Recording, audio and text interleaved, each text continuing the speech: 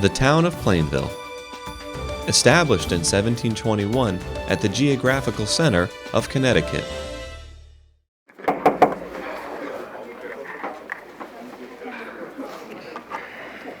Good evening, ladies and gentlemen. Welcome to our town council meeting. Tonight is Tuesday, January 2nd, 7 p.m. We have a large audience here tonight, so we'll get going right away. We have two public hearings.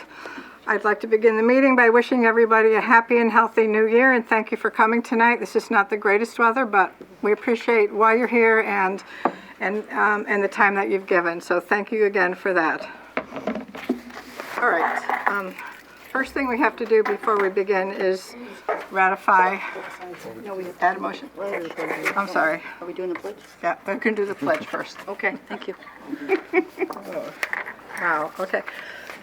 All right, I will ask Councilwoman Moranti to please lead us to the pledge. Would you all stand?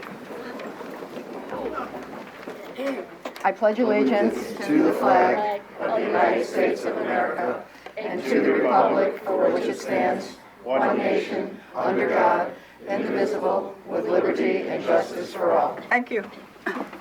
Madam Chair, Yes. motion to ratify establishing a public hearing Tuesday, January 2nd, 2018, at 7 o'clock in the Municipal Center to hear public comment on an additional appropriation to the health insurance fund.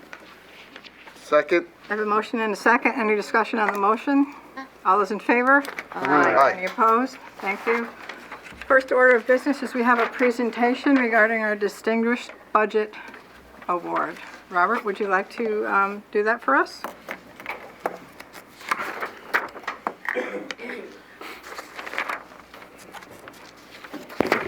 Scott, why don't you come up? The Government Finance Officers Association has informed us that we will once again be receiving their award for recognition for our budget preparation. It's a certificate. This award represents what they consider a significant achievement by the town of Plainville. It reflects the commitment of the governing body and staff to meet the highest principles of governmental budgeting. In order to receive the budget award, the town had to satisfy nationally recognized guidelines for effective budget presentation. These guidelines are designed to assess how well an entity budget serves as, in four categories: a policy document, a financial plan, an operational guide, and a communications device. Budget documents must be rated proficient in all four categories and in 14 mandatory criteria within those categories to receive the award, and I gave you the, as part of your information at your desk this evening, the rating component of that process. When a Distinguished Budget Presentation Award is granted to an entity, a certificate of recognition for budget presentation is also presented to the individuals or department designated as being the primarily responsible for having achieved this award. This has been presented this year to Scott Colby, who's the assistant to the town manager. There are over 1,600 participants in the Budget Awards program, and they feel that award recipients have pioneered efforts to improve the quality of budgeting and provide an excellent example for other governments throughout North America. Scott filled in for Shirley Osley, who primarily has been the budget, putting the budget presentation together and the budget document together over the years. And I believe he stepped in very ably to carry forth the tradition that we've had in this particular area of budget presentations. And so on behalf of what they call GFOA, I'd like to present Scott with this certificate and thank him for all of his efforts as far as this whole process was concerned. So Scott, thank you very much.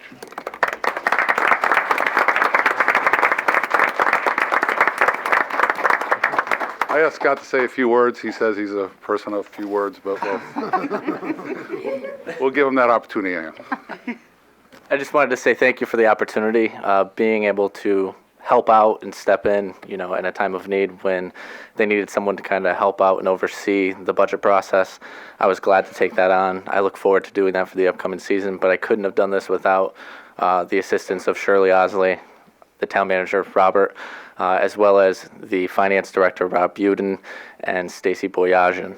I just want to say thank you very much. It is very honored to be able to receive this award and know that we were able to do something great for the town of Plainville. Thank you. Great.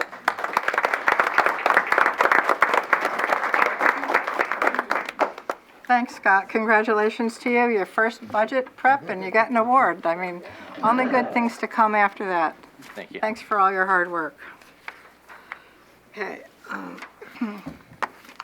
We have a couple of public hearings tonight, one of which is recommended location of a dog park, and the other one is additional appropriation to the health insurance fund. And I noticed that a lot of people have signed up. I'm assuming most of these are for the public hearing tonight. Usually these are used for the other portion of our meeting, but I am going to actually go with the thought that it's about the public hearing. So I'm going to read off of this list. I'm going to call on the folks who are residents of Plainville first, and then we have one person that is not a resident of Plainville, and that person will go after that. If there are people after we go through this whole list that still want to speak to the council, you'll certainly be welcome to do so. So, what I would like to do is have our town clerk read, well, I guess if you read both notices at once, that would be great. I appreciate that. Thank you. Notice is hereby given that the Plainville Town Council will hold a public hearing at 7 p.m. on Tuesday, January 2nd, 2018, in the council chambers of the Municipal Center, 1 Central Square, to hear public comments regarding the recommended location of a dog park at Norton Place Extension, and 2, to consider an additional appropriation of $550,000 to the Health Insurance Fund, dated at Plainville, Connecticut, this 28th day of December. Thank you, Carol. Okay, what we'll do is we'll begin taking comments from the public. I'm going to begin with Mr. Richard Ireland. You can come to either podium. Please state your name and address when you approach the podium. Richard Ireland Jr., 21 East Maple Street. I just want to make this clear. First of all, I am in favor of a dog park. The only question I have is the location of where you want to put it. I think it's just an isolated area. I mean, I don't know how anyone would tell somebody how to find it if they moved into town where it was. I mean, I know what you're trying to do. You try to minimize the risks, but you're still going to have the risks. I mean, even my brother, he was an animal control officer in Southington. He says, yeah, you're going to get calls every now and then, either barking dogs or dogs fighting with each other. But you shouldn't let, it's very minor. It's not always all the time, but overall, it's been no problems. And second of all, where you're putting it, you can't really put many things there. Like in Southington, they have like a little ramp and some obstacle courses for dogs to use and everything. There you can't do it because I believe it's something to do with the federal government restrictions on that area.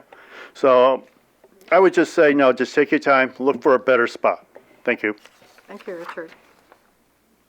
Next on the list is Danielle Rue.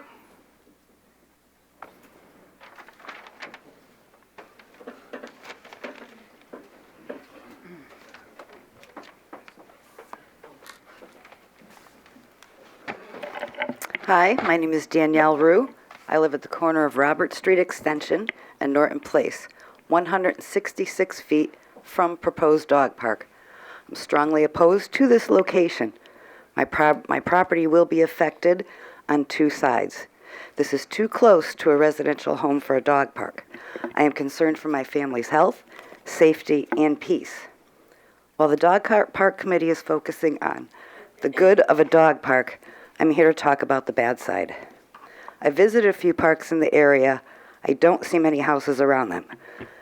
I've done my research online with dog park websites themselves. I will say that all dog parks have problems. I do not want or should have to deal with these. An overwhelming amount had complaints about people not cleaning up, not paying attention to their own dogs, too many people there. South Windsor had a lawsuit with noise and diminished property value at Bark Park. reviews owners not paying attention to dogs or cleaning up. Shelton Dog Park, dog bitten. New Canaan, people leaving bags of dog waste anywhere. Cheshire, dog brought while in heat. Waste not cleaned up. Too many people there at the same time. Southington, people not following rules. Dog aggression, and again, people not cleaning up. Stamford, lawsuit, woman hurt. Dog bitten again, and also not cleaning up after their dogs. I could go on, but time will not allow it. Again, these are things that should not be that close to a resident. I do feel that it is a major health issue for my family to have a field of dog waste and a container to hold that waste close to my house. This is a maggot and fly breeding factory. How many of you would want to cook out in the summer with a maggot and fly breeding ground that close? I also would like to mention the value of my property will tank. It already has been in a flood zone. Now, put a dog park 166 from it, I would call it pretty close to unsellable. And let's not forget increased traffic on a blind hill of Robert Street. We already have problems with speeders and racers. This will just add to the dangers of the neighborhood and the people that walk through there. I attended the informational meeting and still find that there are a lack of information on ongoing costs. I do understand that the Dog Park Committee will fundraise for the park installation, but not clear on things like mowing, snow removal, waste removal, park monitoring, fence ground maintenance, liability, electric, and water. Will the taxpayers be paying any of this? And will this also mean the town will be absorbing some of this cost, included with other parks? If a dog park is not safe in any of our parks, what about my family? I have the same concerns as the police for the park that I have for my family property. Lastly, I would like you to please think before you vote on this location whether you yourselves on the council would want to live that close to a dog park with their issues. And if you can't yourselves imagine living that close to a dog park, then please don't vote for it to be that close to anyone else's. Thank you. Thank you. Next would be Raymond Rue. Hi, Raymond Rue, 76 Robert Street Extension. I should have put my name down first because my wife took all my good talking points, but We always do. yeah, what are you going to do? Yeah. No, a couple of things I like to touch on is, probably obviously the proximity and like the gentleman earlier that, my stance myself isn't necessarily against the dog park. I'm not that. It's just the location of it is everything to me. Some of the things I pointed out. I talked to Mr. Lee earlier last year, just about how it all the zoning in that area, and it kind of surprised me. He said, "Well, the town doesn't have to worry about zoning. We just make our own zones." So that. I don't mean that. I'm very sorry. I don't mean to say it the wrong way, but you understand what I'm saying. I do realize that you do. You could choose. What to put. My question is, if I wanted to take my house down and put a kennel there, are you telling me the town would give me the zoning rights to do that? To put that sort of thing. I know it's a park, it's not a kennel. It's just, just think about, what this is in a residential neighborhood. It's really, I don't believe it should be there, obviously, for many reasons. But, that I just didn't understand, why it was even, brought up as a location for this. Like my wife said, I am worried about the property value with the dog park there. I know a lot of people have different opinions on that. They think it might go up. I really don't think it will. I think it'll just decrease the value and make it harder down the road if I have to sell our property. With that said, I don't think the town has exhausted all their locations for this dog park, and I really do think there are more locations and that, don't give up. I mean, I know you guys want your park, maybe there's, some other locations that this could be done. And I just don't, I think the location of 76 Robert Street is wrong. And would consider your, when voting on this, to really take this into consideration. Thank you. Thank you. The next person is Mike. I can't read your last name. It's Bernau. I'm sorry, I can't read that. Maybe you'll tell me what it is when you get up. Michael Bernavage of Okay. 40 Maryland Avenue. And I don't have a lot to say. I just want to say that I've been a lifelong resident of Plainville and a dog owner for most of it. And I would very much support having a dog park. I would use it, and the location for me is not an issue. Thank you. Thank you.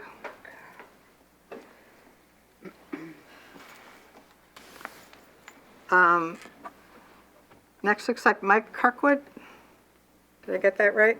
Yes.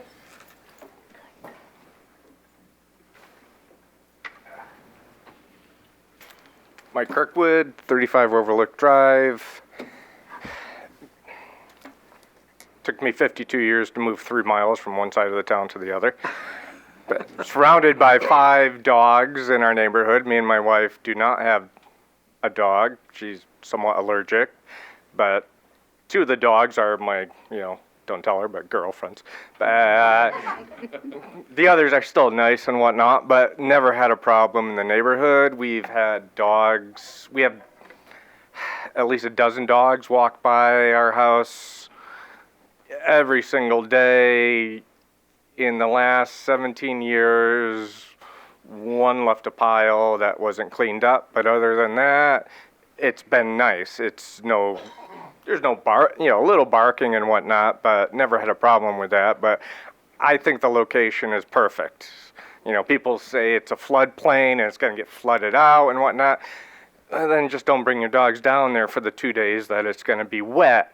And if your dog likes water, bring the dog down and whatnot. But I think as for the traffic, I think, and I respect, they don't want more traffic on their street, but we probably get more traffic in one day than they get in an entire week at that location. I'm sort of guessing at that point or whatnot.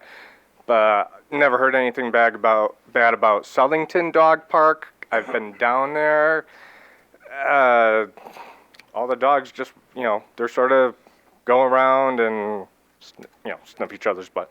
But the people get along. It's a nice social thing for the dogs, for the people.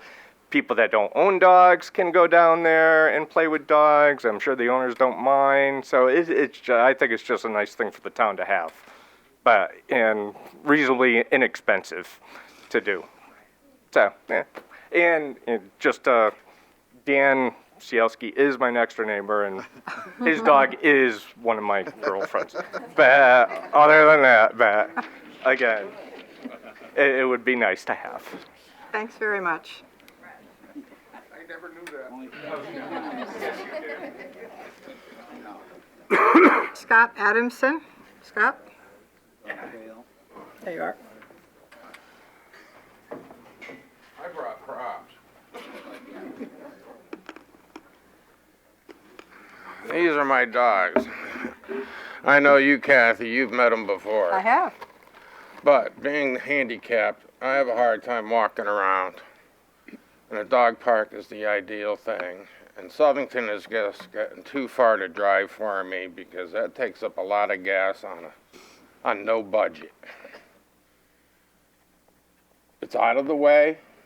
There's really only one neighbor that's down there.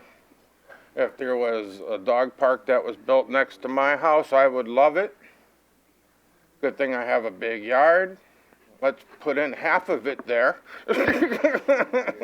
But I think it would be a wonderful addition to this town, and it would help out many more folks like me that are handicapped and cannot walk their dogs fully. So please, say yes. Thank you. Thank you. Next is Brad, is it Wyland? Yeah. Wyland? Brad Weiland, 63 Farmington Avenue. I'm not against the dog park, but this is a terrible location. Her and her husband, I don't know if you guys have visited the site, but it's a beautiful house down there. And to put a dog park 166 feet from this house, I don't think that's the right thing to do. They're taxpayers. You want to build a dog park, I'm all for a dog park, but not there. Let's put it somewhere where it's not going to bother somebody. All right, that's all I have to say. Thank you very much. Catherine LaBella? Catherine? Council comments? I signed up for the public comments. Oh, public. Okay, you want to do yours at the other, all right, Catherine, remind me. Douglas Wright? Douglas Wright, 30 Huff Street. As many of you know, I was born and brought up in this town 77 years ago. I am now living in the same house I was born in. Let me begin by stating my wife, Patty, and I have been animal lovers for most of our lives, and we support the development of a dog park in Plainville. The members of the Plainville Dog Committee have spent many long hours researching the specifications and feasibility of having a dog park in our town and what location for said park, specifically at this time, Norton Place Extension. There are 47 towns in Connecticut with dog parks, closest being Berlin, Bristol, West Hartford, Southington. All to my knowledge are functioning successfully. Number of benefits for having a dog park in our town. One, dog parks can act as a gathering spot for dog owners. They bring their dogs to the park, they get to exercise and socialize with other dogs. Dog owners do the same thing. While their dogs are playing, town residents are more likely to form relationships, participate in government, and exchange community information, such as events, doctors, pet groomers, veterinarians, etc. Two, as leash laws continue to become increasingly restrictive, many community public leadership committees are seeking dog parks as a way to let dogs run free without penalty to dog owners or damage to private property. Dog parks also promote safety because the dog owners are not walking on busy streets. Three, public dog parks allow dogs to get off-leash exercise and socialize activity with other dogs. When dogs get the adequate physical and mental exercise they need, humans are able to notice a decrease in the level of troublesome behavior from their dogs, which benefits society as well. With a dog park, you will have healthier dogs and people to improve the quality of life in our town or our neighborhood. Please keep this in mind as you plan the future of the dog park facility in Plainville. When making plans for the dog park, it's important to weigh the benefits of the dog park and the positive effect it may have on our town and neighborhood as a whole. With that in mind, I strongly urge you, the Town Council of Plainville, to unanimously vote yes for the establishment of a dog park in our town, whether it be Norton Place Extension or someplace thereafter that's feasible. Again, I would like to thank Dan Cisilski, Chairman of the Dog Park Committee, and all the members of the committee for the long hours of hard work spent on the development of this project. Thank you. Thank you. The next is, I can't read the last name really, but I think the first name is Frank. And Frank, you live on 6 Peach Orchard Hill? My apologies to you. Mostly everybody gets it wrong anyways. Hi, I'm Frank McDonough. I live at 6 Peach Orchard Hill. I'm in favor of a dog park because, like this gentleman over here said, Bristol, Southington, it can be a long ride. And on a cold day like this, I just want to let my dog out, bring her right back in again. I really don't want to go anywhere, but I think it would be a good idea. It'd be less for me to drive, less for anybody who lives in this town to drive. And that's about all I got to say. I'm just in favor of it, and I hope you vote for it. Thank you. Thank you. Next is Joe Banzak.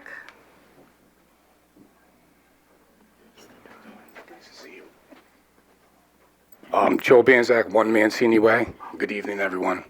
Good evening to all. I respect all the people who do not want a dog park because it's near their house. I respect that. But I happen to have a long background handling dogs and dog behavior. And it's not as easy as people think just to take your dog and cut it loose inside a dog park and think that everything is going to be okay. There's dogs getting seriously injured even killed in these dog parks throughout the country. I'm a true dog advocate. I'm not an advocate for dog owners per se to make it easy for themselves to drive their dog to exercise it. I'm an advocate for dogs because this is a dog safety issue. This is not a location issue. If this dog park committee actually thinks that they have the knowledge and the know-how about dogs, then maybe the town could sell that lot to them for $1, and let's see if this dog park committee can run a business and man it with professionals to keep dogs safe in this dog park. This is unfair to dogs. Yes, some dogs can run around and play together. That's absolutely true. But many cannot. And it takes one conflict, one drive, one threshold to be crossed, and the dog is going to be seriously hurt in this enclosure. That's unfair. This needs to be monitored. If this committee feels that they have the knowledge to monitor this, and they have the experience and the professionalism, and they're going to monitor it, pay for the liability policy, pay for everything that's needed, then have at it. Run your own dog park business. I, for one, am all for seeing a dog run around free. That's excellent. Anybody who's a true family dog pack leader would never take their dog and cut it loose inside a dog park with strange non-family pack dogs. Yeah, it might play with your neighbor's dog that it's known for years. It might play with your other dog, but that's not dog behavior. I believe that this committee needs to be on their own with this venture. I don't believe the town of Plainville should have anything to do with this whatsoever. If you Google dog parks, you will see various dogs getting injured and even killed in these dog parks throughout this country. That's unfair. And that's going to happen here as well. And then what's going to happen? You're going to have somebody call the newspaper and say, my dog got injured, oh my God, I don't know what to do. And now they're going to sue the town of Plainville? No, you shouldn't have put your dog in that dog park. You have to know dog behavior to cut a dog loose and let it run around with strange dogs. And if you don't know what you're doing, something's going to happen. And the dog's going to get injured, and that's unfair. So I'm totally opposed to any dog park anywhere, not only Plainville, but anywhere. Yeah, I'm for one exercising your dog. If we need a big open area for that handicapped individual, sir over there, or anyone else, let's make an enclosure, and let's let people cut their dogs loose one at a time to exercise their dogs in there. I think that's fair. But to just think that people are just going to walk down there and cut their dogs loose free and run around with all these other dogs, that's a fallacy. Someone's going to get killed in this dog park enclosure. If not killed, seriously injured. And I don't think that's fair. Thank you. Thank you. Okay.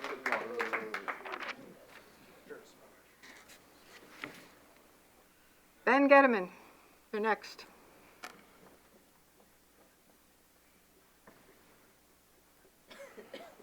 Ben Getterman, 5 Dickman Road. I am the liaison for the Dog Park Committee to the Park and Rec Advisory Council. This committee has been working tirelessly for the last 2 years, and I believe they've looked at every avenue,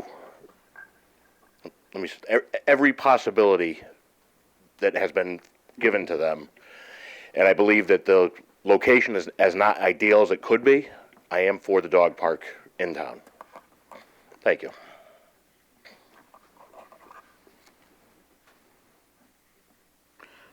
Todd, is it Cello?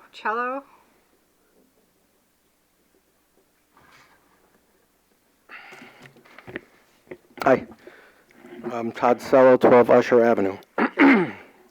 As a resident of this neighborhood and a dog owner, I think this is a bad spot for a dog park. It does not belong in a residential area, especially 166 feet from somebody's property. I think it's easy to support it if you live near the area. If you don't, yeah. It has safety concerns and traffic issues on the corner of Usher and Robert Street. So I urge the council to vote no. Thank you. Thank you. Cindy Rogers?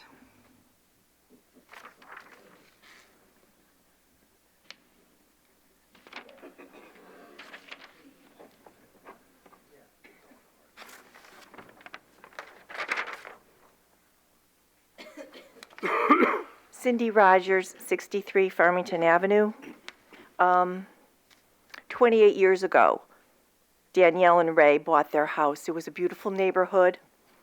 They've worked on their house. If anybody drives by, the lawn is immaculate. It's like a garden. They have pride. After the flood, they decided to stay. They have to pay almost $6,000 more a year in flood insurance, but they decided to stay. In their wildest dreams, I don't think that they could have imagined that a town committee would propose a dog park in their backyard. They have children. They want not only a dog park in the backyard, but also a parking lot on the side of their yard. This totally, it's rude. I find it very, very rude to think you can impose this on somebody's house. I know that they say that the dog park committee has worked very hard. I think Danielle and Ray have worked really hard on their house. It's beautifully decorated, Christmas decorations. It's some people who take pride in where they live, and they are taxpayers, and they were here first. They were there when the neighborhood was full. I think this is a terrible imposition to a taxpayer in our town.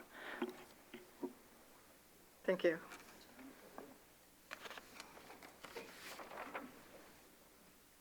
Karen Millardo.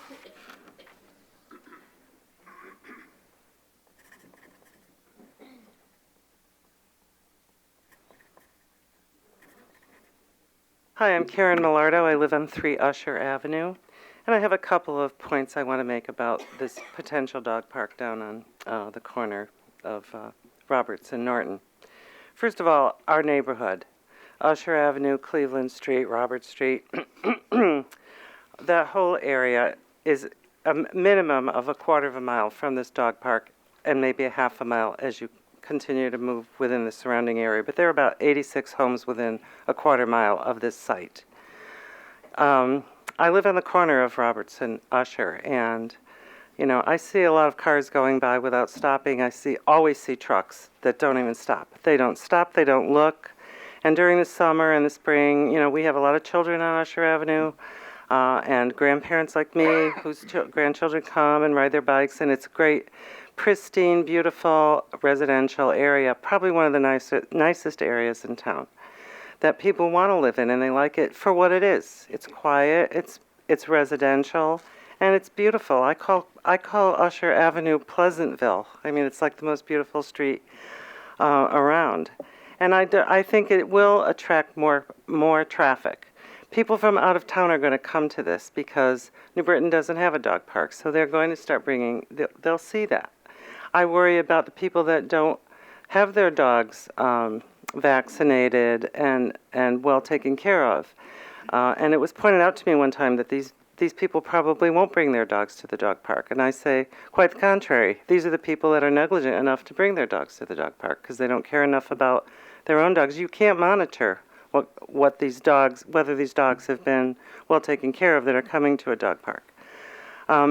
So as a resident of the community and on this street, I don't like the idea of more traffic and more problems created by people that are going to go to the dog park and know that there's a space down there that they can probably participate at night. We take walks a lot in the better weather, not this week. And, we've seen a lot of paraphernalia laying around down there. Drug paraphernalia, alcohol, sex paraphernalia. We clean it up, we pick it up. And these are for people that actually know of the cul-de-sac and the privacy of that area. And I think just giving more exposure to more people to come there is just going to create more of a problem and kind of ruin the neighborhood. Also, the Rue House.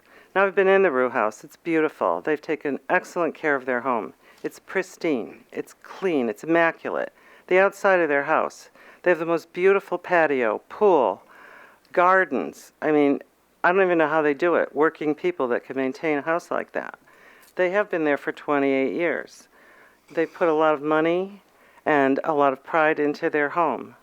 And honestly, a dog park 166 feet in their backyard, basically, is going to depreciate their property. I mean, I would like to ask anybody here, if I could, but I don't think I can. Please raise your hand if you'd like a dog park in your backyard. Would you take those addresses down, please? They could be new. This is wonderful news. That's great.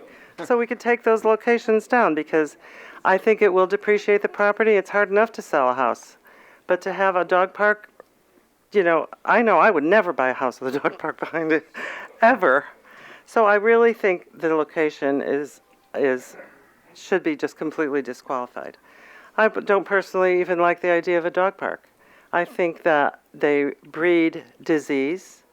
I've been told by dog owners that, you let your dog run through there, they roll around in urine and poop, and they catch diseases.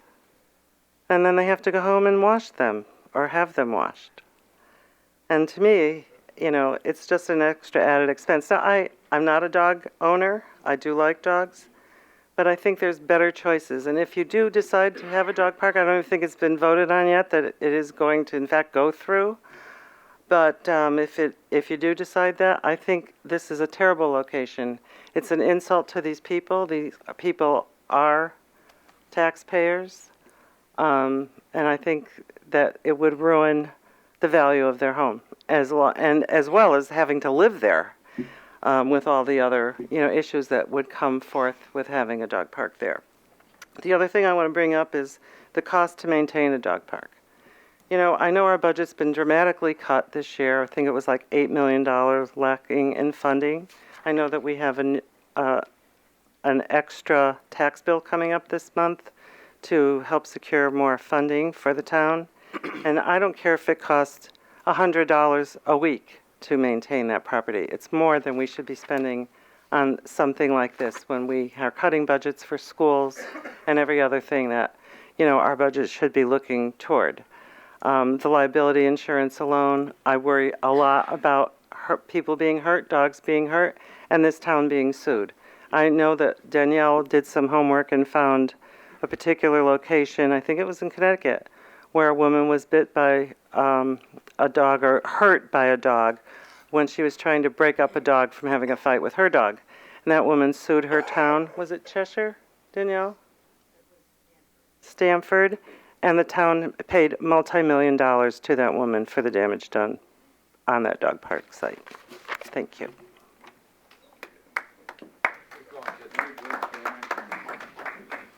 Donna Cavallaro.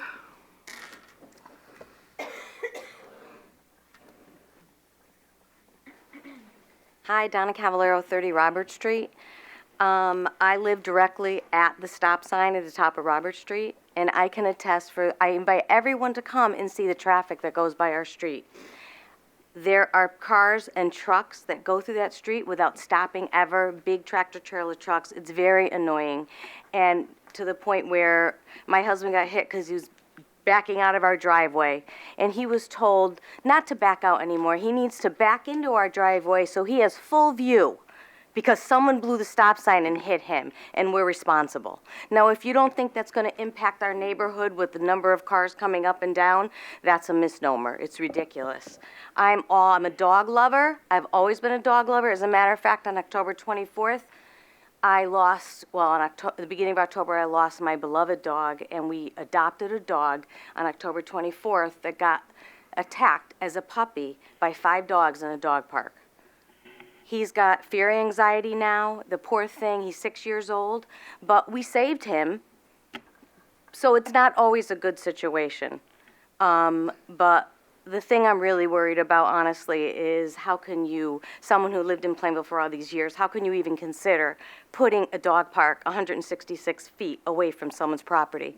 I can't believe in Plainville that we would do that to one of our own taxpayers. Thank you. Thank you. Sue, I'm going to ask if you could hold your applause, please. I don't want people to feel intimidated if they come up here and get different kinds of welcomes.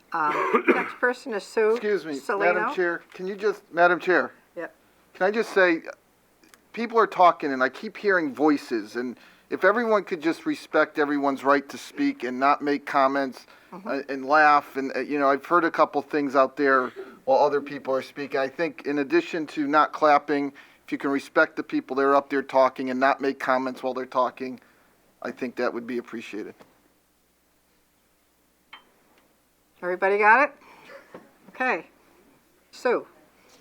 Susan Salino, 18 Usher Avenue. I just want to echo the number of concerns that everybody else has stated regarding the location of the dog park, and I'm not in favor of it. And I think that as a town, that hopefully you can do a little bit more research and find a place that's not going to impact the neighborhood. There's a lot of young kids in our neighborhood. It's going to increase the traffic flow, and it's certainly property value for the neighbor and everything. I'm just not in support of the location. Thank you. Christine Millette? Christine? Yep. Oh, there you are. Hi, I'm Christine Millette, 35 Woodside Lane. I own a dog, and although she's pretty lame and likes to stay quiet, she doesn't require all that much exercise, but I know that she would enjoy being at a park and being with other dogs and just having fun. So I am in favor of a park.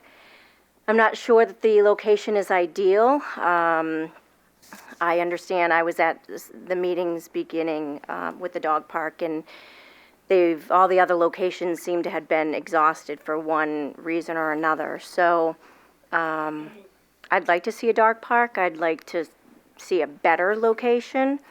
And if a better location can't be found, I agree with the Ruse. I'm not sure I'd want one in my backyard. So it's kind of a yes, I want a dog park, but not there. Maybe not there. Okay. Thank you. Thank you. Jill Meyer? I don't know if I said that right, Jill. Hi, Jill Meyer, 16 Beckwith Drive. I am not opposed to a dog park. I am opposed to the location. I'm a dog owner. I've always been a dog owner. I have the advantage of a fenced-in yard, so my dog can run out and play free. She does have dog friends who come over. I respect people that, need an area to run their dog, but I really think there should be some more research done and finding a different location for the dog park. I would not want it in my backyard. I know Ray and Danielle well. They have a beautiful place, and I wouldn't want to see it in their backyard either. So, thank you. Sue Lacombe?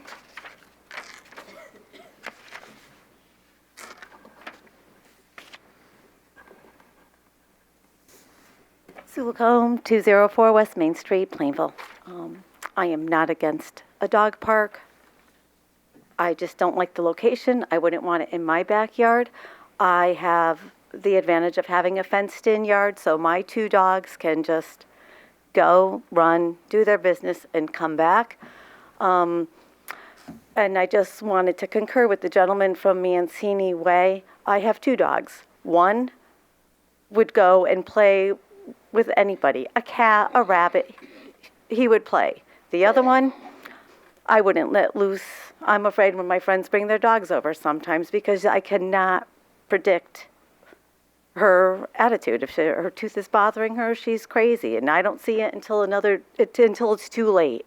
And I would hate for that to happen to the town of Plainville, where it's just too late to think of a different location, which I strongly would suggest. Thank you. Thank you.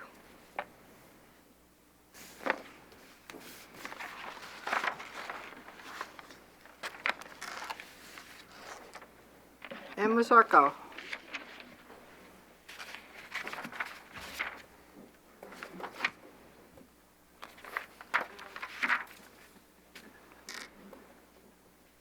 My name is Mary Ellen Wazorko. I live at 350 Town Line Road, Southington, but I spent about 45 years on Usher Avenue, and I am still a taxpayer in the town of Plainville. A couple of things. I don't know about a dog park. After talking with some people who are experts, I don't think I would want it in my town, but that is an issue that's got to be discussed. And I want to understand something correctly. The newspapers have said that it has been decided that a dog park is going to be located in this town. But I checked council minutes and I cannot find a vote on that. Has it been voted that this town is going to have a dog park? Yes or no? Well, a few words, Mary Ellen. There has not been a formal vote by the council because there is no location yet. So the we still. primary consideration before we vote to establish a dog park would to have a location that's agreeable to the community and the council. Okay, so there's been no vote to have a dog park in the town of Plainville, if that's correct. I know this became a political issue. I know that the Republicans ran saying they support it, but I think that this is an issue that shouldn't be political. I don't know how many of you have taken a ride down to the Ruse house, and I do take objection with the comments that have been made, and I was a newspaper reporter.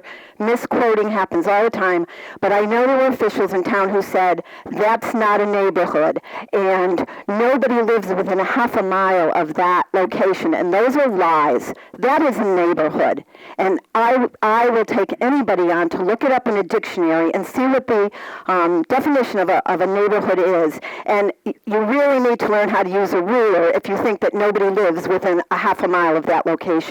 With the condos on the other side, plus the 86 houses, a lot of people live within hearing distance of that park. I also don't like the vagueness of the plan and certain officials saying, oh, it's not going to cost anything, and oh, we don't have to worry about that yet. Taxpayers deserve to know what they might have to pay for. And I understand that the volunteers say, oh, we're going to raise all the money, but unless you're going to make them establish a fund with $100,000 in it right up front, we all know, and I have lived in this town for over 60 years, the taxpayers are going to end up covering some of this. I mean, I've talked to some of the town employees. The volunteers are not going to go get on a plow and snow plow down there, nor are they going to empty the garbage cans, nor are they going to pick up the trash, nor are they going to go down there and monitor whether or not it's Plainville residents only. And that's another question I have. Is it going to be Plainville residents only? Because I also can't seem to get a straight answer out of anybody on the committee or anybody in town hall. Or has that not been decided yet? And I think people have a right to know that. Is it going to be Plainville residents only or not? Well, is it Mr. Adamson? I would suggest you go to websites because you have been illegally going to that Southington dog park. That is a residents-only dog park, and that's wonderful you got away with it. But here's my point. Who is going to monitor down there? Because I went to the Southington dog park, and it is a hot mess. There are signs posted residents only, which clearly are ignored. There are signs saying no children under 12. It is a playground. There are signs saying do not allow aggressive dogs in here.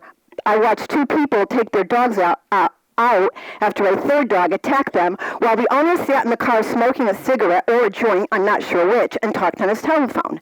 That area, I looked back at the old minutes from that dog park committee, and at the beginning of this all, there were statements made, no, that's a bad location, it's too secluded. Now all of a sudden, it's the best location in town. It doesn't make sense. This has become way too political. Nobody is looking at that poor family, and I'm sorry, whoever said it before, they're right. That is a neighborhood, and those people were there. And the audacity of a committee to say, oh, we'll put up a fence, she'll be fine. It is not well researched. It is not well planned. Nobody's telling anybody what's really going on. And you can believe there's going to be a cost. And as somebody said, if it's $100 a year, it is still a cost to taxpayers, and they have a right to know. And if this thing does go through, somebody had better be real careful about how the money is raised and whether or not there really is money to cover the cost of this thing. Because my guess, I bet my mortgage money that within 2 years, there's going to be a budget line item that's going to cover costs of the dog park down there. Again, I have no skin in this game, but it was my neighborhood. I have grandchildren in that neighborhood, and what I can't stand is how nasty and how mean and the bullying going on this issue. If you can find a good location, and I'm sorry, I'm a fan of the parks. There's security, there's parking. I would love to know how a fire truck is going to get down into that dog park with no parking lot. And you can't put a parking lot down there because of taking the money to take the houses down. You can't put anything permanent down there. And it seems, I looked at every one of the minutes from that dog committee meeting. Nobody has addressed any of that. And I also don't like that everything is third hand. I want to hear what the police chief has to say about this. And I want to hear what the fire chief has to say about this. And it's wonderful if people want a place for their dogs to play, but you don't do it at the expense of a community, and you don't do it at the expense of homeowners who are going to have to live with that mess, and then be the ones who are going to have to hassle this guy every week and say, well, Public Works hasn't been down for 2 weeks, and the porta potty is knocked over, and there are kids smoking dope down there every night. I mean, think it out. I mean, I think it's a wonderful idea, but find the right place, and for God's sake, sit down and act like adults about it instead of everybody making fun of everybody and making jokes and laughing when people are up here talking. This isn't the town I was raised in or the town I raised my family in, and I think this is an embarrassment to this community. So please, you are the governing body. Please use some common sense. And again, if you want it 166 feet from your back door, and you can say that honestly to yourself when you look at yourselves in the mirror, then go ahead and vote yes. But my guess is you're all bright enough and care enough to know that you wouldn't want it, and why should that family have to be stuck with it? Thank you so much. Okay, well, we have exhausted the list of folks that signed up to speak. However, I will open it up to anybody else that wishes to speak to the council that has not had an opportunity. You'll have one opportunity. You can't go back and forth, so. Okay, you'll be next. Dan? Go ahead. Oh, he's leaving. Please come up.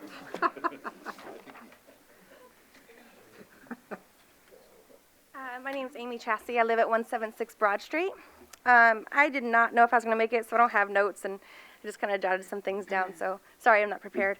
A few things that I want to talk about. So I was born here in Plainville, Connecticut. We moved when I was 3 to California, and then we moved to Las Vegas when I was 11. And I decided to relocate myself and my 10-year-old, well, he's now 10 with the crazy hair, back to Plainville, Connecticut, so that I could raise him in an environment that's better than Las Vegas, even though Las Vegas was my home. Coming from Las Vegas, I wanted to have a better environment, better schools, and that type of thing. So I bought my house on Broad Street, where my mother lives, in the second house behind my house. I've always had dogs. I was a vet tech for many years, so I know behaviors of dogs. I know the health of dogs.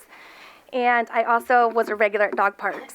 When I lived in Las Vegas, I had 2 dogs and took them to the park all the time, 3 times a week to a dog park. In Las Vegas, dog parks are everywhere. I had 4 within 10 minutes from my house. So with that said, I never saw a fight. The one time I did see a fight, it was from one of my dogs. And I made a decision that he was no longer to go. Typically, people that bring their animals to dog parks are more responsible. We care for our dogs, and we want to give them the time. Now that I live here, I had a fenced-in yard. My dogs can do whatever they wanted in Las Vegas. I don't have that luxury here. So with that being said, it would be great to have somewhere to bring my dog, because I have one now, so I could bring her and let her exercise, and that way I can meet people. Another thing that I want to bring out is not too many millennials or people of my generation are coming to Connecticut, especially towns like Plainville. There's not a whole lot to offer for young families. So we are looking for communities. We're looking for people to work together, to network, to be able to support each other. I'm 35, I'm a business owner, I just opened my business, and I have a little boy. So with that said, it's kind of what we're looking for. So if we want to regenerate and bring people into the community, this is what we're looking for. That was a big surprise when I moved here from Las Vegas, was the generation gap in the whole state, right? I live on Broad Street. I know traffic. I know speeders. I know racers. I know people running stop signs. I have a 10-year-old. So I don't really, the whole, nonsense of the traffic and this, that, and the third, I deal with it every single day. I don't let my son play outside because it's busy. So that's a decision that I make, so I don't really feel too bad about that because it's what we all deal with in the entire town. let's see. Another thing that I noticed when I take my dog to the dog park 3 times a week, because we typically are the more responsible dog owners, we clean up after our dogs. The way that the fences are done, it separates the large dogs from the small dogs. There's this entry where you let your dog in, you take them off the leash, and then they go when all the gates are closed. So there's safety precautions that come into play, right? So as long as it's done the right way and people take care of their animals, those are usually people that go to the dog parks. I'm now an insurance agent and can tell you firsthand, if you have the right homeowner's insurance, you have extra protection and extra coverage to protect anything if your dog causes any harm. Not too many, some companies have problems with dogs, some don't. So do your research on that. The whole social aspect would be great. Being a new person into the area, it's hard to meet friends. It's hard to meet people, especially of my generation, here in a new town. So it would be great for me. It would be great for my son as well. I think that's it. Sorry, I was kind of all over. Wasn't prepared to come, so I am for it. Thank you. Thank you. Does anybody else wish to speak? Yes, ma'am. This lady right here is going, sir. You'll be next. Sure, okay. Okay. Hi, my name is Matthew Zakraszewski. I reside at 36 Linden Street in favor of the dog park.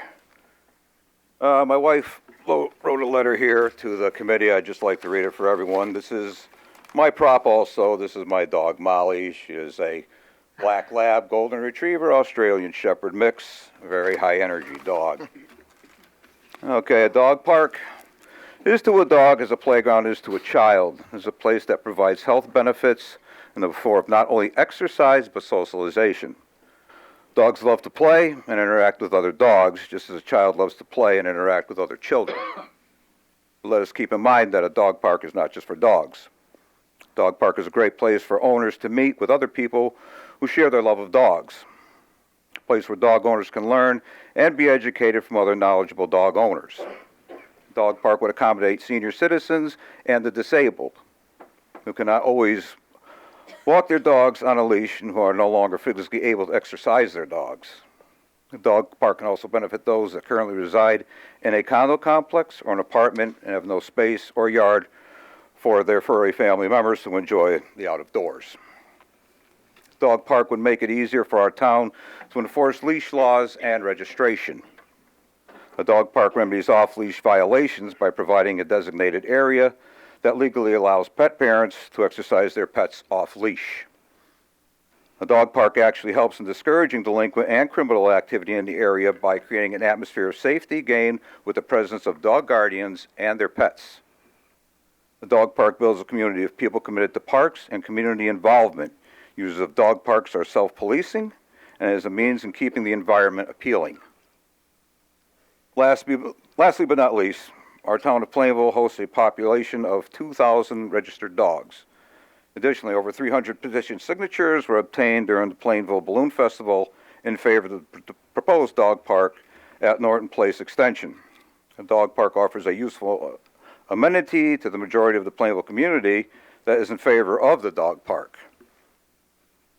Speeding and running stop signs is a police issue, not a dog park issue. You know, we plan on keeping the place clean.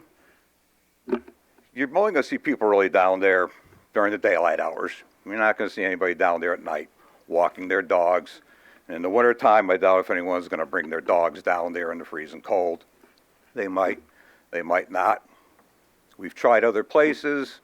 They've all been shot down. It's a useless piece of land. You can't put nothing on it. It's out of the way. And, you know, I remember when Robert Street Extension had like 22 houses on it. I had quite a few friends down there. I don't see where traffic's becoming an issue now. These are domesticated dogs, not a pack of wolves. I've been to dog parks, and I have yet to see dogs snapping and snarling, growling at each other. You'll see them in a pile sometimes. Usually your dog's at the bottom of it.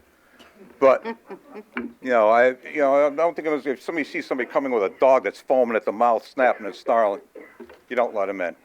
And like I say, most people that are going to be using this are going to be responsible dog owners, or dogs are licensed, vaccinated, and on the same hand, we are also taxpayers. I don't think I should have to try to take my dog to another town where I'm not allowed to do so.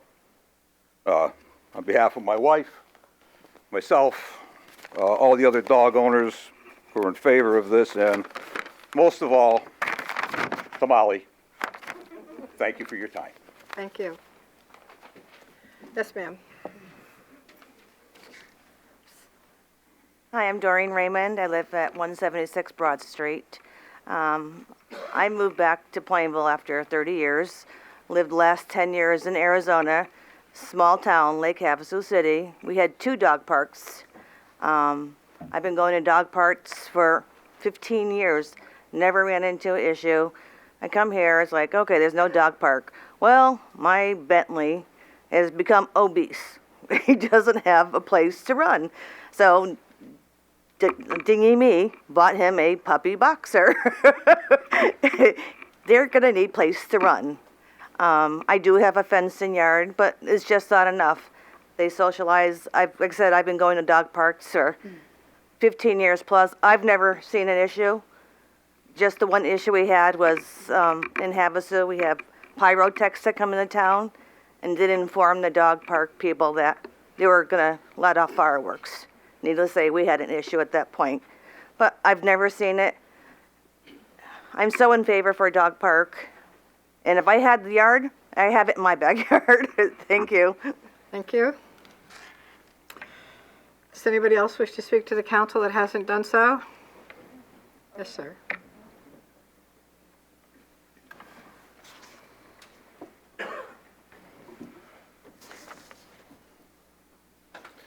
Hi, Mike Sable, 34 Merline Avenue. I'm in favor of a dog park in this town. When I see people walk their dogs on the new track that we just had redone and not clean up after their dogs, and down in the park, the same thing.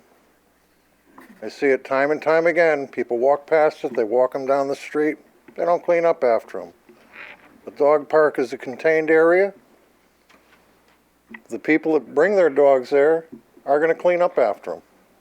They're not going to let it become a pigsty. It's a place where the dogs can get exercise, socialization for the people that own dogs. Again, I'm in favor of it. Thank you.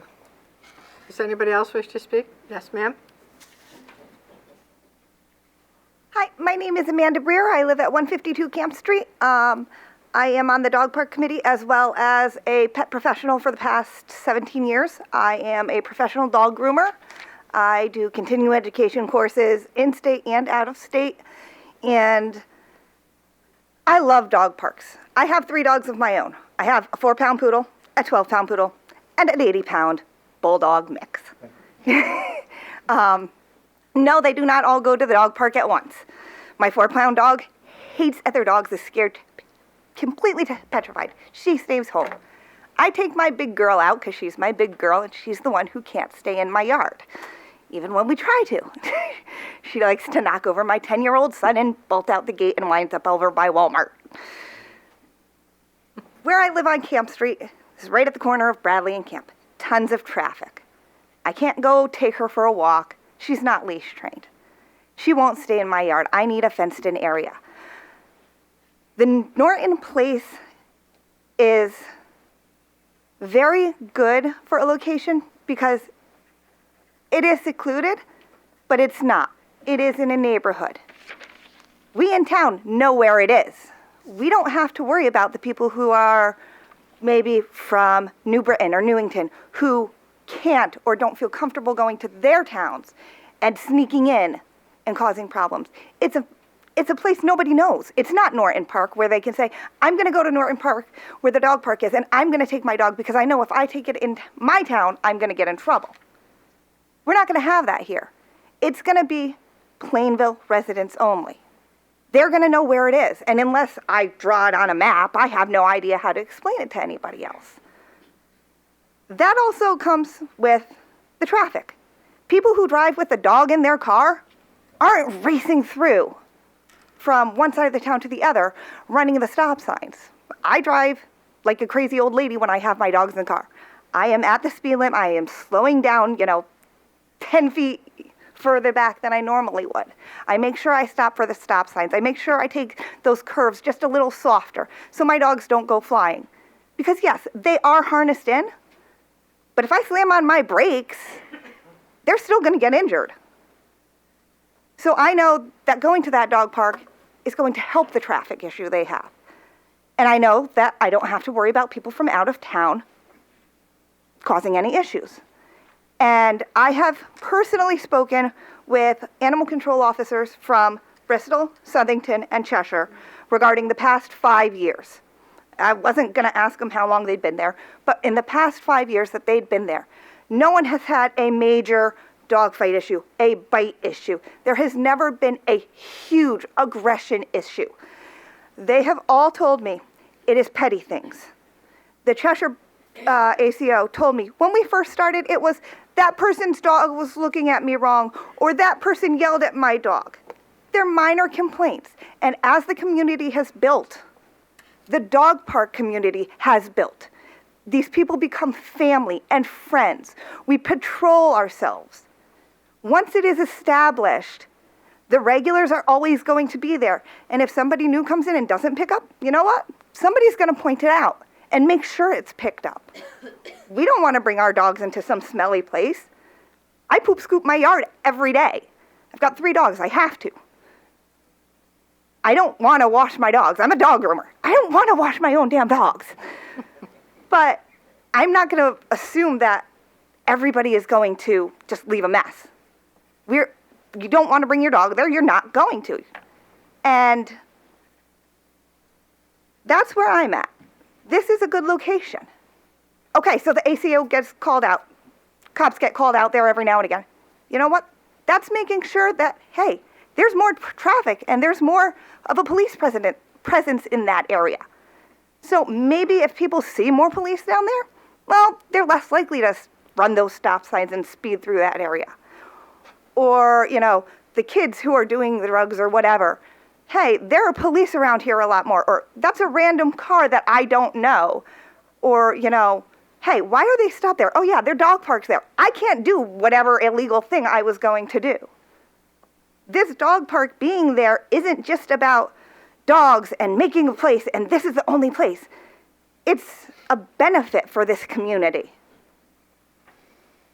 I don't know my neighbors. I live on Camp Street. I can't walk my kids up and down or ride bikes with them. I have to drive to Norton Park to allow my kids to play anywhere. I don't know my neighbors. And to have the dog park, I'd be able to go and hang out with people who have dogs. And I'd be able to have more friends. I am very shy. I don't like talking. I am a nervous wreck right now. I don't believe that. I am very, very shy. Everybody knows my husband in this town. He's the mechanic at Milo's. Nobody knows me. I don't talk to people. I am a homebody, except for when it comes to dogs. So having a dog park means I get to talk to people about the one thing I love in life. I've been grooming dogs for 17 years. I get to talk about dogs.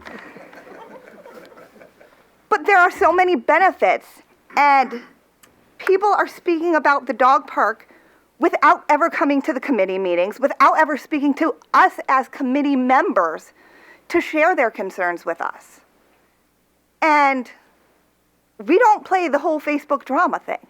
If you have a question, come to the meetings, discuss it with us. We want to make everybody happy, which is never going to happen. Our town is too damn small. No matter where this park is, unless it's in the middle of Iutis, which is, 58 acres, you're going to have a neighborhood. You're going to be near somebody's house. And we will do our best to make this spot as respectable for that neighborhood and as safe as we can. But I really do think this is the spot. Thank you. Thank you. Does anybody else wish to speak to the council that has not had a chance? Yes, sir, right in the front. Hi, I'm Stan Wojanowski. I live on 99 Farmington Avenue, which is on the corner of Cleveland and Farmington Avenue. I have some nice neighbors like Cindy and people I know. And I first heard about this committee about 7 months ago because Dan's my brother-in-law and he's in the committee and says, "Oh, that sounds like a good thing." I'm retired. I retired a year and a half ago. He says, "Oh, I wouldn't mind being part of the committee." and then mentioned like 3 or 4 places, and I says, Norton Park would be great, at Ruski maybe, some other places, and then they mentioned the Norton Place Extension. I says, well, I've walked my dogs there, I usually take my mini Labradoodle. I've been there for 42 years. We always had at least 2 dogs. Okay, we're down to 1 dog now. She's a 35-pound mini Labradoodle who loves to exercise. Okay, and so what I do normally is I take her out Frampton Avenue, down Maiden Lane. She wants to run. I can only run like 100 yards before I'm winded.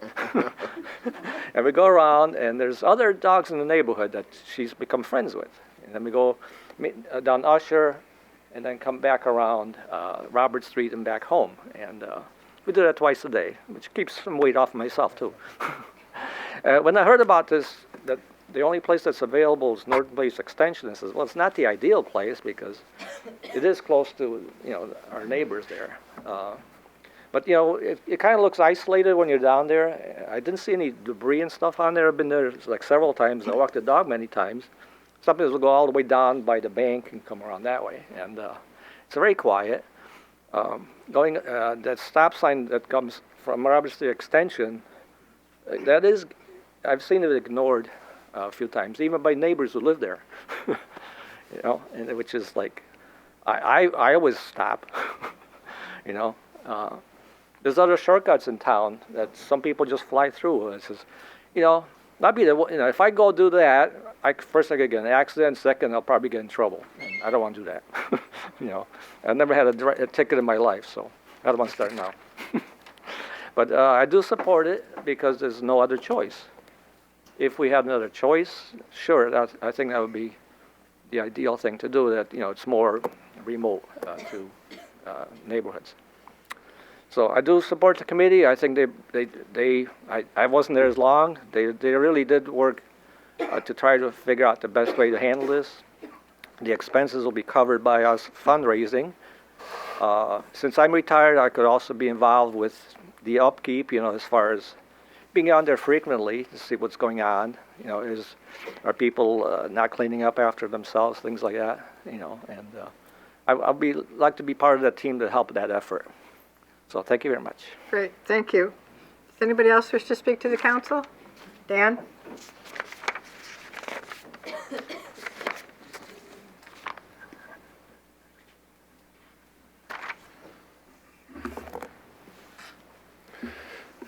Thank you.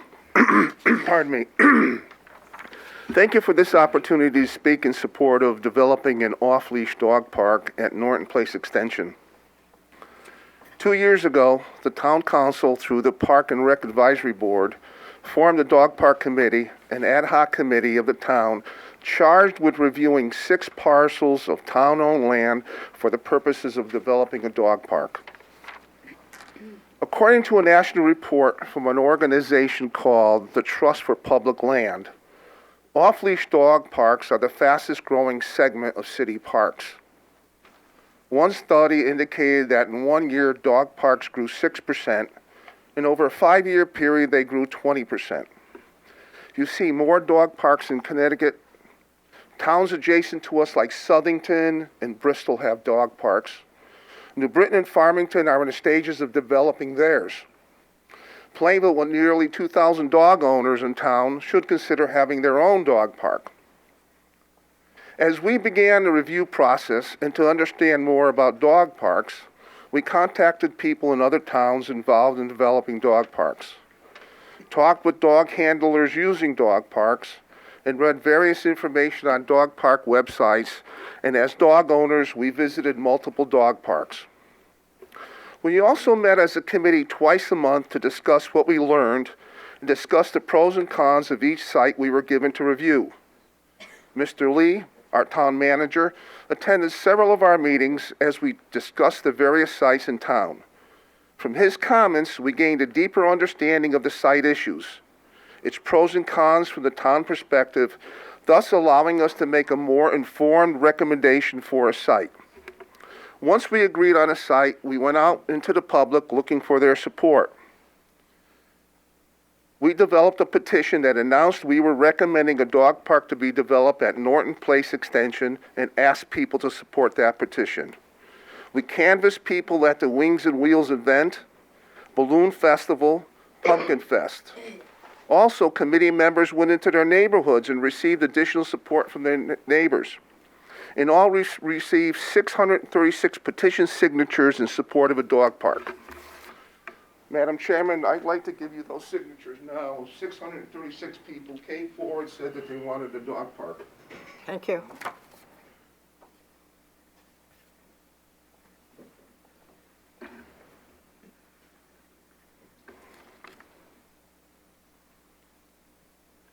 In September, in September we made a presentation to the town council recommending the Norton Place extension as the preferred site for a dog park and outlined our approach to developing that site if approved.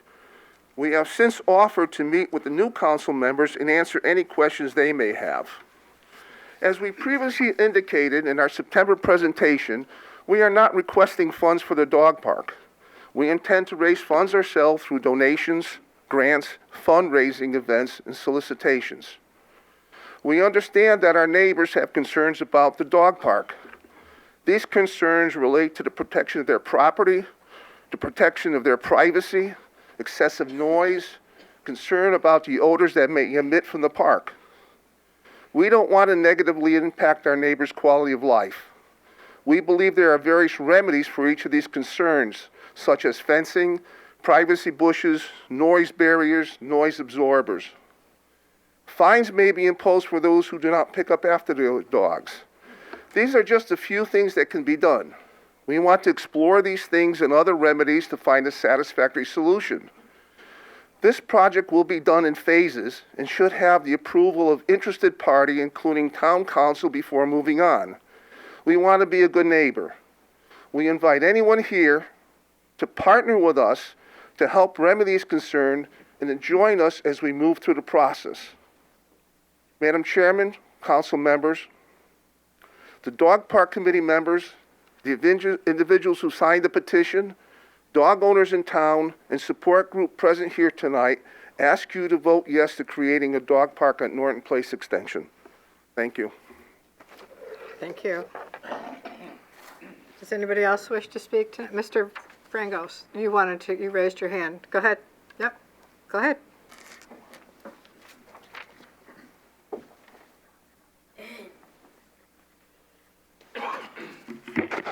Lou Frangos, 10 Fairbank Street.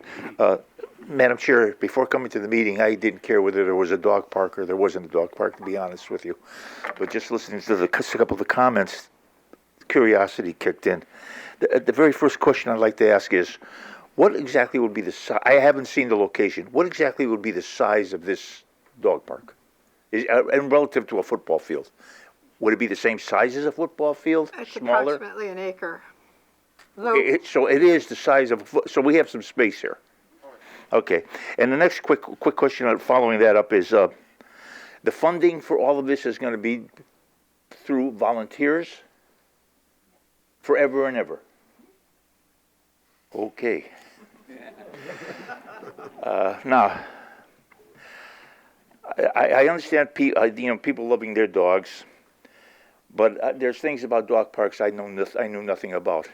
And what really spurred my interest to come to this podium was this gentleman in the back. All right. I thought what dog parks were all about is if you bring down a dog, they're all leashed. I did not know that some will walk their dogs and other dogs will be allowed to run. And that brings me to now the football field. All right. How you keep track of a dog running around like crazy, I don't know. All right. That's the owners know more about this business than I do. Small concern, and you'll take a guy like myself. I'm walking a smaller dog, and I have, I'll be honest with the whole room, pit bulls get my attention. If there's a pit bull anywhere near me, it won't leave my eyesight till either he's gone or I'm gone. That's how I feel about it. And that's one of the fears I would have with a pit bull running around in a park. Okay? Again, it's the leashing and unleashing. Let's see if I got anything else for you here. Oh, yeah, and attacking, not only attacking other dogs, but other people, other owners. Another point I'd like to bring out is that stirred my interest was the cleanup. Who's going to be cleaning up after a dog after he's been unleashed and is running around the size of a football field? How does an owner go about that? Is he actually going to start walking the same path that that dog was walking to clean up?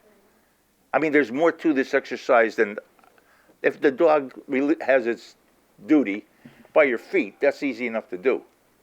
But when this dog is running all over the place, how do you know where this business is?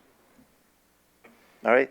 Now, and I'll take it one step further about cleaning up after dogs.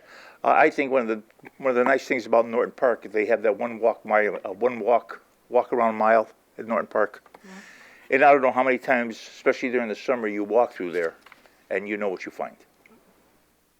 And tied into that, what kind of gets me a little concerned, and I'm sorry to beat this up a little bit, but if we're going to have something where dogs in our neighborhoods, dangers, etc., there has to be more to this exercise than volunteers.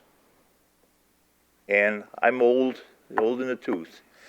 And when you start talking volunteers about money, that's fine when everything's fresh, when everything's new. But as times progress, all of a sudden money gets a little bit tighter. And this is not, and when I say all what I'm saying is, this is not to hurt the dog owners who want this. I'm just saying it's an observation, no more, no less. Again, now, going back to this cleanup business, and one of the neighbors was concerned near her house, the flies, et cetera, just how will this park be maintained? I know the term is used volunteers, but anything, and maybe it's the logic of this mind, I don't care if it's a volunteer or not, there will be a schedule. And volunteers will, like they used to say in the service, if anybody was in the service, you will volunteer. Yeah. All right? And that's what I have to do. I can't see how people, I think I'll do it Tuesday. Oh, I'm kind of busy Tuesday. Joe, will you please do that? And all of a sudden the park starts to corrode. That's all I'm trying to say there. And the last thing, and I'll leave you alone on this one, it is a concern of mine. I say about the dogs attacking other dogs, but dogs attacking people. Okay? God forbid. But what would happen if a dog does attack a person? Is the town now responsible for that insurance coverage? They're not. Who would then, how would, if I were attacked by a dog in the park, where would I go? I'm strictly on my own to my own insurance company. That's all I need to know. Okay. And I say this respect, I just say again, respect to the owners of dogs and respect to, people are against it and for it, but that gentleman kind of turned me around, to be honest with you. Thank you. Anybody else? Thank you. You're welcome. Yes, ma'am.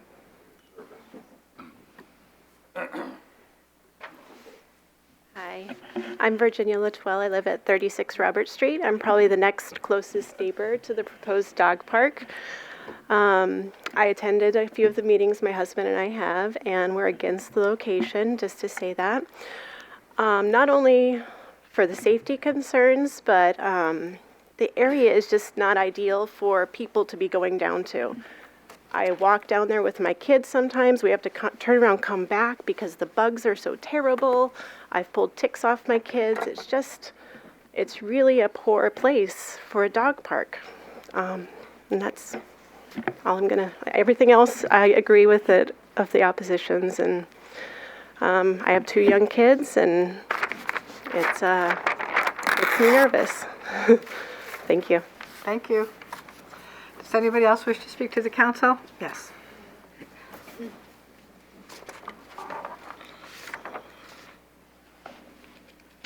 I'm Barbara Stedman, 39 Robert Street Extension. I just want to support the ruse because one of the locations that they were considering before that was next to our property, and we voiced our objections. We were really upset about having it next to us, so I can certainly understand their position, and I just want to be on record as supporting them. Thank you. Thank you. Does anybody else wish to speak to the council? Art?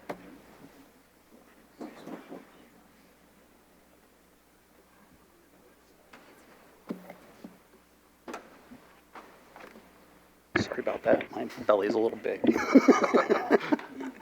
Good evening. Arthur Screen, 5 Cornell Street, formerly 62 Robert Street Extension. It's nice to see a lot of my former neighbors out tonight on this subject. Yesterday, I put together a little packet and tried to get it to all 7 of you. Mr. Cox, I'm not sure if you got it or not. I didn't have an email address for you. I was able to get it about a half hour before the meeting, so I was Okay. able to catch it. I was able to, I forwarded on. I noticed some of the email addresses weren't up to Current. date. Yeah. So I did forward it, but it wasn't until late this afternoon that I did Okay.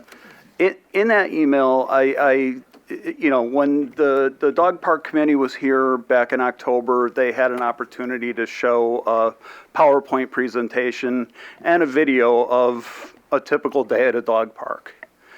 We, in opposition of the dog park location and the existence of a dog park, don't have that opportunity. So I forwarded the emails to you with video clips from YouTube. 3 of those clips are news reports from around the country where dogs were killed at dog parks in dog fights. Now, one thing those news videos don't say is the dog was killed by another dog. It doesn't say that the high likelihood that both dogs wound up being killed. Because an aggressive dog that attacks in a dog park usually is surrendered to the community and euthanized because nobody's going to adopt a dog that has a history of killing another dog. So there's 2 tragedies there. One of the videos was a German Shepherd that their family decided to take them to a dog park. The German Shepherd never showed any signs of aggression. This is stated in the video by the animal control officer that investigated the incident. Never showed any signs of aggression. The family decided to take them to the dog park that day, and something snapped, and that German Shepherd killed another dog. Never showed any signs of aggression before, and suddenly killed a dog. That family that brought their dog, that the dog was killed, they're mourning the dog's loss. The family had no choice but to surrender the German Shepherd to the community. They were trying to determine whether or not they would give it a second chance. But like I said, who's going to go into a shelter and adopt a German Shepherd that has a history of killing another animal and bringing that animal into their home? This lady over here talks about how she sells insurance. What insurance company is going to give that homeowner that brings that dog home an insurance policy with liability for that dog? None.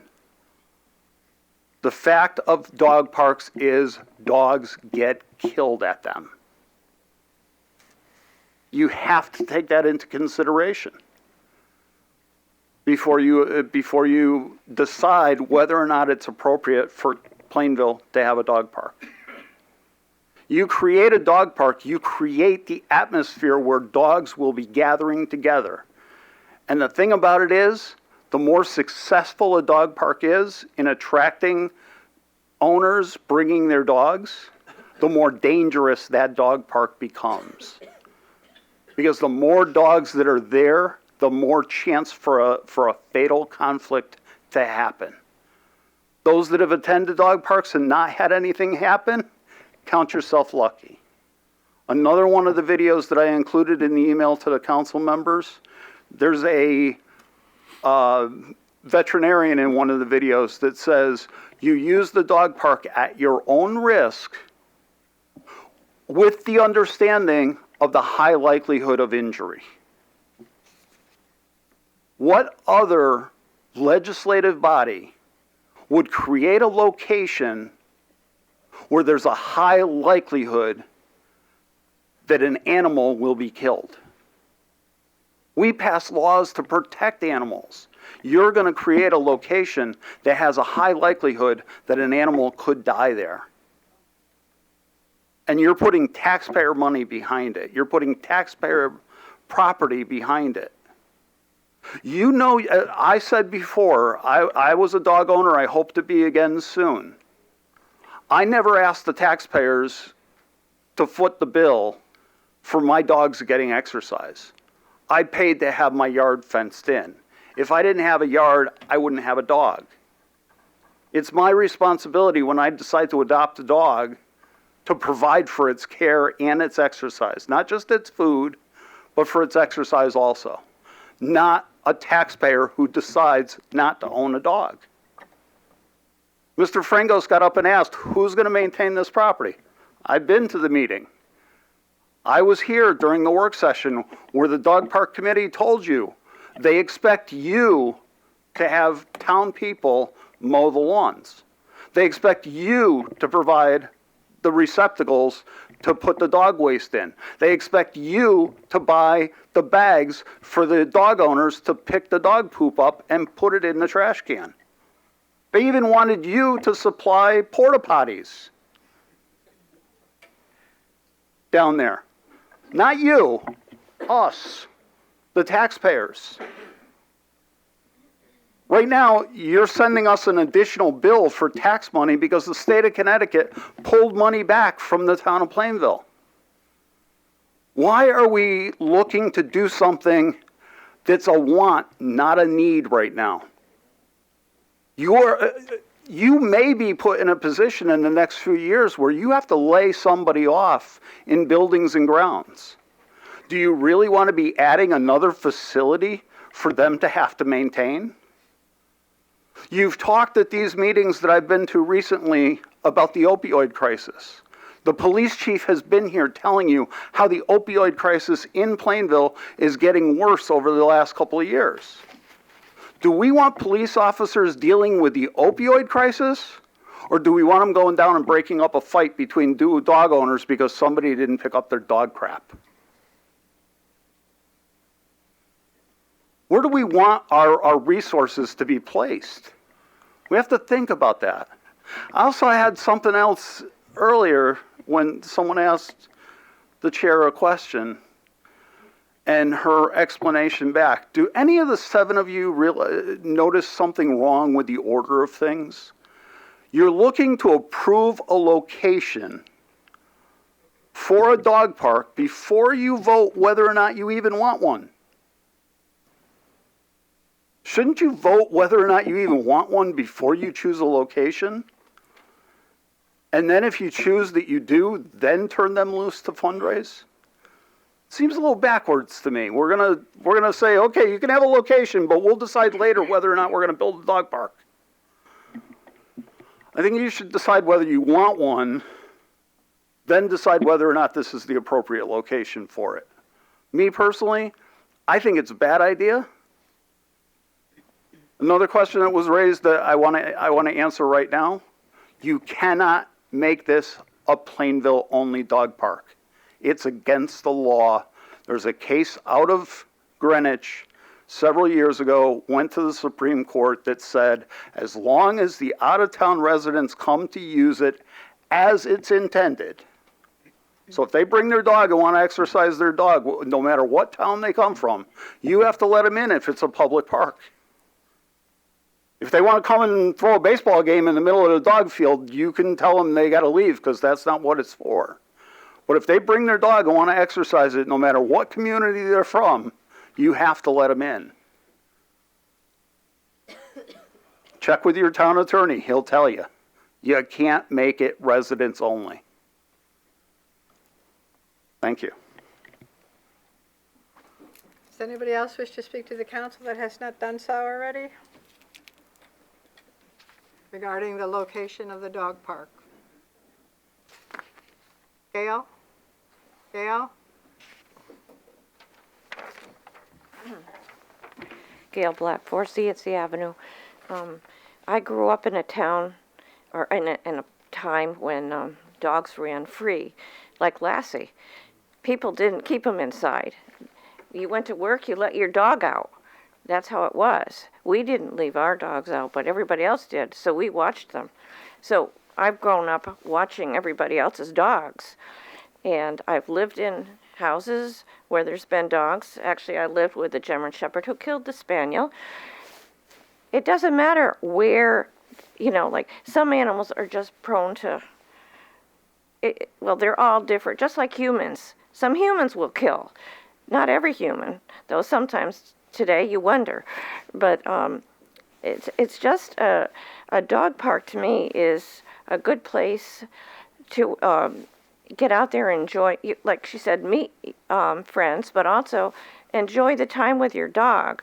I've gone out with my friends' dogs, and you can tell that they've got more of a sense of humor than some of the people in this room. And it's just, I don't have a dog at this time, but I'm probably going to have one. And I don't know if I'll be in Plainville, but it just, I've had them several years in my life. I was 10 weeks old when they brought home a dog. And my dad had hunting dogs. And they got all along with our rabbits and our cats and all that. And so I just think, one other weird thing I think is that where I lived, it was all woods. This was up in the northwest corner in Canaan. And we had woods all in the back. We spent all our time in the woods. Sometimes we spent so much time, we'd get lost, and we'd have to follow some path some animal made back, because we couldn't find our way back. So anyhow, there was a business down the street, and they built behind our house. They built a factory. And so for me, like there was like several homes, and they nobody spoke up and said anything against the factory. So it's hard for me to believe that one family can try to say, my house is too pretty to have a doghouse near. That just seems too weird to me. I guess it seems a bit snobby in my eye. And I personally would feel safer to have dogs nearby in case somebody was going to break into my house, especially since it's so isolated down that way. I would feel safer down that way, because dogs will, if my cat's going to attack something, so won't a dog, to go after. If somebody's trying to break in or something, you hope that the dog would come to rescue you. Maybe I've been watching too much Lassie. I don't know, but I'm in favor of it. Thank you, Gail. Does anybody else wish to speak that has not, sir?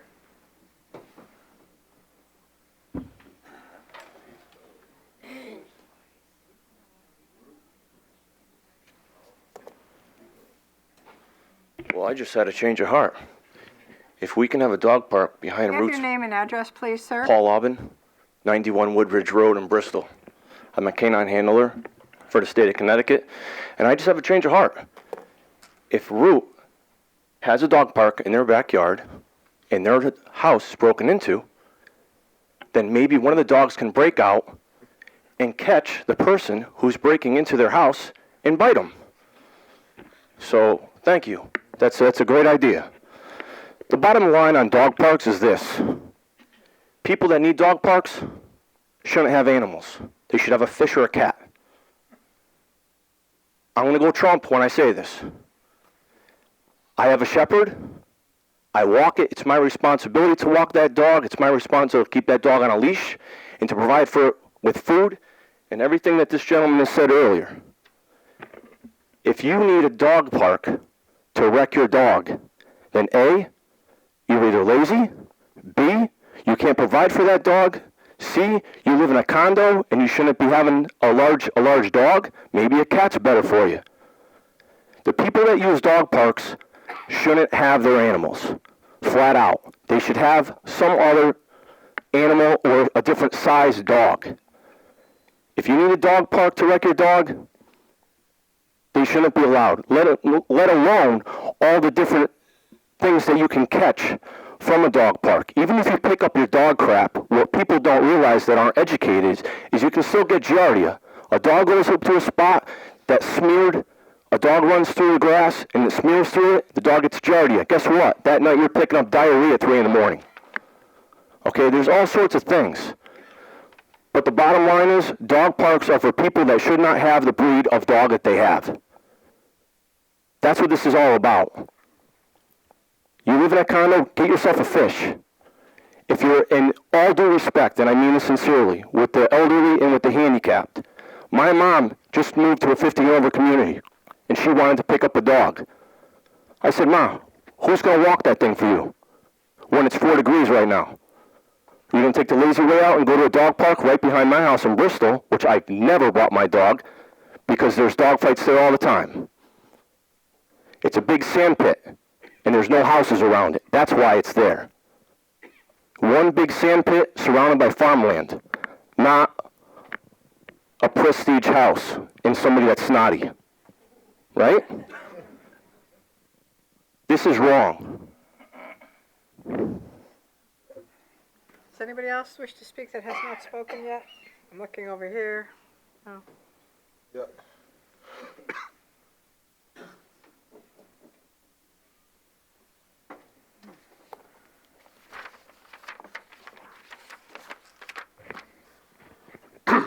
David Spencer, 127 Milford Street Extension.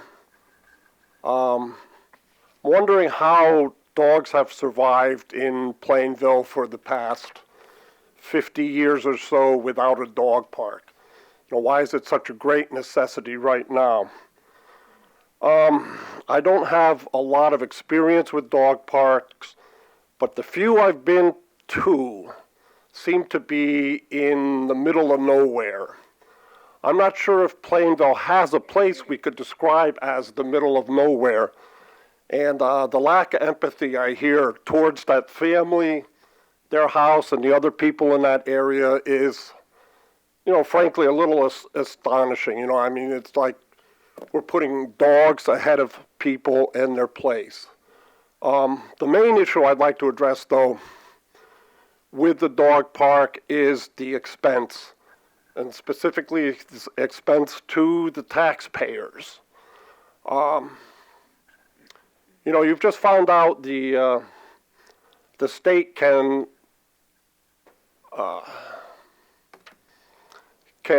deduct 1.9 million, I believe is the figure that they had promised to us. If they can do that this year, what happens next year when they can't balance their budget? You know, is this going to be a bad habit from the state? Is it going to keep on going? And what we don't need is one more expense. We have to start figuring out how to cut our expenses, not add another expense to the taxpayer.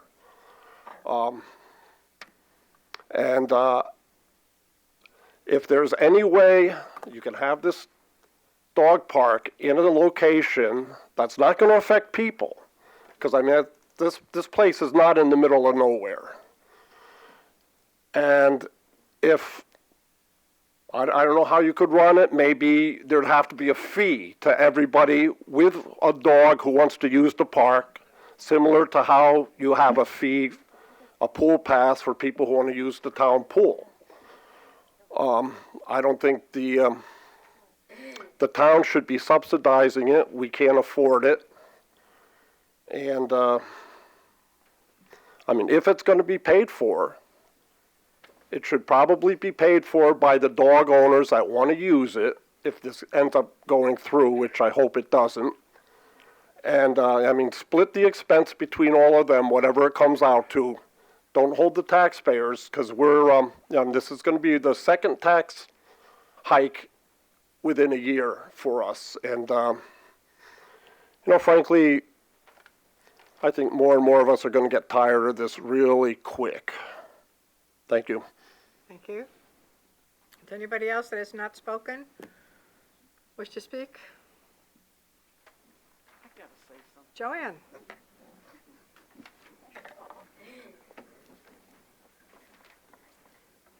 Again, Joanne Edmond, 166 West Main Street. There's been some very, very intelligent points brought out here tonight. I'm going to start with just saying I'm an advocate of the dog. The animal comes first. I think it's very dangerous. A dog park is a very dangerous area for dogs because you don't know what other dogs are going to bring or what kind of aggression they're going to bring. And there have been so many points brought out here tonight between the safety of the animal, the liability to the town, the place where it is going to potentially be started or placed. I feel very sorry for the family that lives down in that area, or there's a couple of them, I believe. But it's just not a good idea. The guy in gray that was sitting up and back there, he really had a lot of good points that he made. Mary Ellen, she got after you about what is and what isn't. And I find, too, that sometimes our powers to be here are very vague on what's going to be. Example, the trail. I won't say any more about the trail now. Good. However, this dog park thing is not in a good spot. It's dangerous to the dogs. Who's going to monitor? If, in fact, you had a place, ideal place for this park, and you had somebody hired to monitor the park so that you knew by the papers that the owner kept on the dog, up-to-date papers, that the dog was healthy and not carrying parvo or giardia or any kind of a disease, that and also I like that idea of one dog at a time. And that, I guess, would not fly, because then everybody would be arguing as to who should go in and who shouldn't. So there's been a lot of, without going on any further, it's all been said here tonight. And I think some very intelligent points have been brought out about this. And it would behoove you to really think about this. Also, the trail.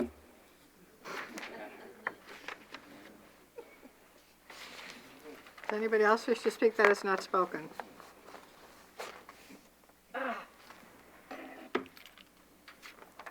Everybody that wanted to speak had an opportunity. I want to thank you all for coming tonight. I do want to mention to you that we have received a number of emails from people who were not able to come here tonight. I'm not going to read the entirety of them, but I do want to mention the names of the people and their opinion on the dog park. They were aware of this public hearing. Amanda Lacassie, 152 Camp Street. She sent a long email regarding dog parks, and she wanted to say that she's had dogs her entire life, and she thinks a dog park is needed in the town, that Norton Place is the perfect location. It'll allow owners to take their dogs out to run, get the exercise they need. It's very long, but that's the gist of it. Another one was from Robert Leahy. Actually, Joni Leahy signed it. They live at 103 Farmington Avenue, could not come to the meeting tonight, but they're very excited to have a dog park in Plainville. They have 2 dogs that they work regularly, and they feel it's a good thing to let their dogs socialize. Gerald Ouellette of 59 Hughes Street in Plainville support the dog park under conditions that new council members are updated. Support whatever is required by neighbors regarding noise, odor, or visual disruptions. Plainville is land poor. This may be our best opportunity. Gerald Ouellette, dog owner for 47 years. Candace Kochowski. In short, dogs and people that will come to our park are the kinds that we want around. Let's please make this happen. Robin Zakraszewski wrote a very long email, but I will read her summation. Last but not least, Our town of Plainville hosts a population of approximately 2,000 registered dogs. I'm in favor of a proposed dog park location at Norton Place Extension. A dog park offers a useful amenity to the majority of the Plainville community that is in favor of the dog park. This one came from Frank Cawley, 25 Usher Avenue. I support the dog park on Norton Street Extension. Diane and Art Chamberlain, we support the dog park in Plainville at Norton Place Extension. Please have the chairperson acknowledge this. Nancy Boucher, 37 Peach Orchard Hill. I'm in favor of building a new dog park located at Norton Place Extension. Please acknowledge this. So I did want to acknowledge those that took the time to write an email to express their opinion, even though they couldn't be here tonight. These are available if people want to read the entirety of them, but some of them are very long.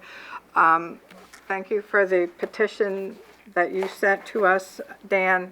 That's the first that we've got of that.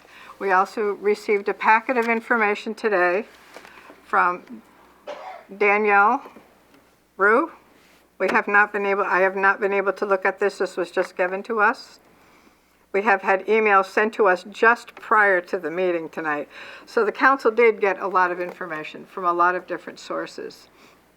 And I want to acknowledge the effort that people went to either come to the meeting, Joanne, we're done, to either come to the meeting, to take the time to write an email, to invite us to their home, to invite us to their neighborhood to understand what a dog park would mean in that location. So I appreciate your time coming out tonight. And with that, I'm going to close the public hearing. Thank you for your time. Thank you. All right, we will resume through the rest of our agenda. The next item is minutes of the previous meeting. May I have a motion to approve, please? Madam Chair? Yes. Motion to approve the minutes of December 18th, 2017 special and regular meetings. Second. A motion and a second. Are there any additions or corrections to the minutes? All those in favor? Aye. Any opposed? Announcements? Were we not doing the other public hearing? I thought we did them both We at did the 'em same both. time. Oh, okay, I thought you separated the speakers, okay. I mean, we opened it up, so I'm not sure that everybody, did we open up both? Yep. We read both notices? Read both, but I think we addressed the dog park first. Well, okay, I went off the list and everybody just talked about the dog park. We can do this again. I'll open up the second portion of the public hearing for those that wish to speak about it for additional appropriation to the health insurance fund. If anybody wishes to speak to it, please come to either podium, state your name and address. Oh. Surprise, surprise. I'm not surprised in the least. I was just going to let the Not in dog the park thing least. go and do it during oral Okay. petitions, but since you're doing this. Madam Chair, I had a question when I saw this. Does the town not have catastrophic coverage? When we see Define what that means, because I, in order to answer that, I want to have your definition of what catastrophic coverage means. Well, when we see a $600,000 plus unexpected insurance payments, shouldn't we have some type of insurance that kicks in? Like a stop loss? Yeah. Is that what you're talking about? We have stop loss. We do have it. Then why are we shelling out $600,000 additional money than what we expected? When does that policy kick in? Stop loss kicks in on individual claims. It doesn't kick in when it goes over an aggregate amount of insurance. That's what fully insured insurance is about. So stop loss is on an individual claim. So the taxpayers really have no protection when we get a lot of sick people working for us, which is basically what's happening. We have a lot of sick people that are going to the doctor getting treatment, but they're not reaching a level where it's triggering our stop loss policy. Some have. And it's not just employees. It's employees. It could be their wives. It could be their husbands. It could be their children.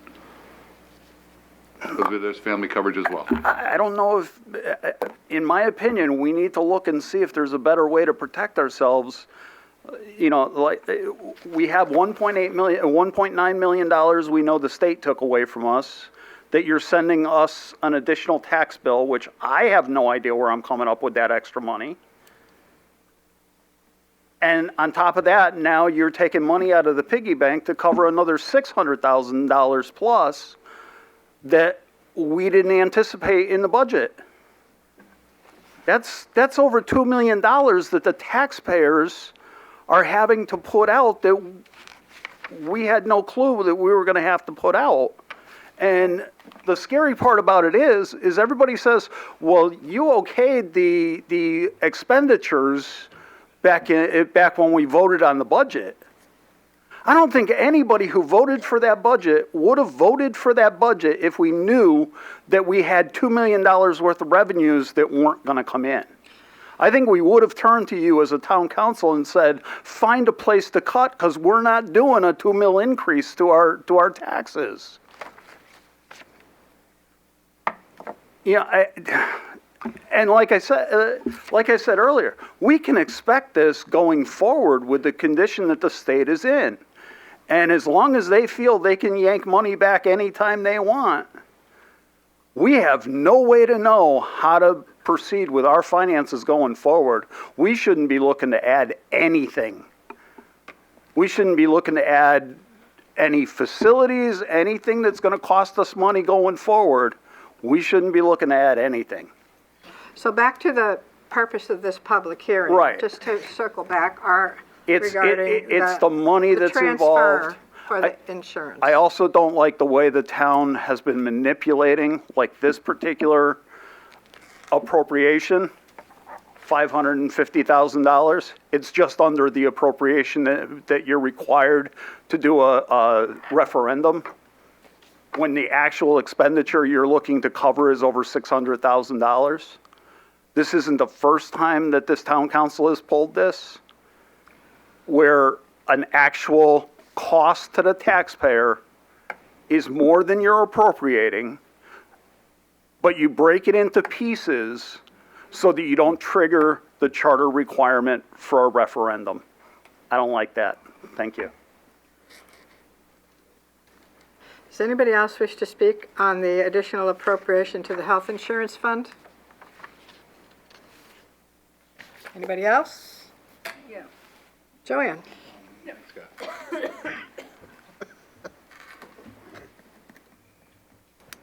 Joanne Edmond, 166 West Main Street. Here, Art Screen, right on. Right on the money. It just, speaking of money, it's same old thing. Squeeze the poor taxpayer to death. Squeeze the life right out of them. You should figure out this employee insurance a lot better than what it is. You had some good ideas at one time, did you not, Mr. Nazzo? Me? Or was it somebody else? According to you, I've never had a good idea in my life. Yeah, you're right. You're right.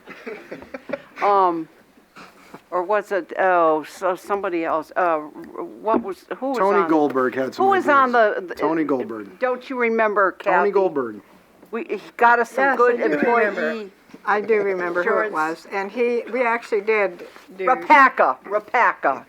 Jason, yeah. No, Jason Rapaka. Eddie. Eddie Rapaka. Right. Rapaki. Right. Now, what has did gone change. wrong? That was- What has gone wrong with the employee insurance? Well, a lot of Going things- along really good, and then all of a sudden, boom. Yeah, a lot of things can happen dramatically, and people can get very sick without much notice.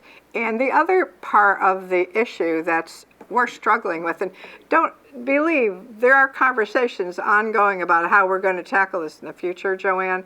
We're not just letting it fly by the seat of our pants. The other issue is health insurance has changed dramatically over the past 8 years, as you know, and it's going to change going into the future. So we need to come up with an idea or some possibilities as to how we can best manage this for the town for the employees and for their families that they're insuring. Do the Think about employees? when you worked for Hubline, you had health insurance and things like that, and Hubline paid so much money, and you paid so much money, and Right. and Is that worked how out. it works here? But the world of health insurance is vastly different now than it was then. It's vastly different than it was 10 years ago. And there were years when the town of Plainville had very healthy reserves in our health insurance, in our self-insurance fund, very healthy reserves. But all you need is a couple of episodes or a couple of quarters, even 1 year, of some dramatic instances where these things occur, where people get sick, family members get sick, they need help, and they need to go to a doctor or ongoing treatment. It can really have a dramatic effect on what happens with us. So we are looking at other options, but right now, we need to fund this, and this is how we have to do it. We can't let it languish. There is insurance. How come it doesn't cover it?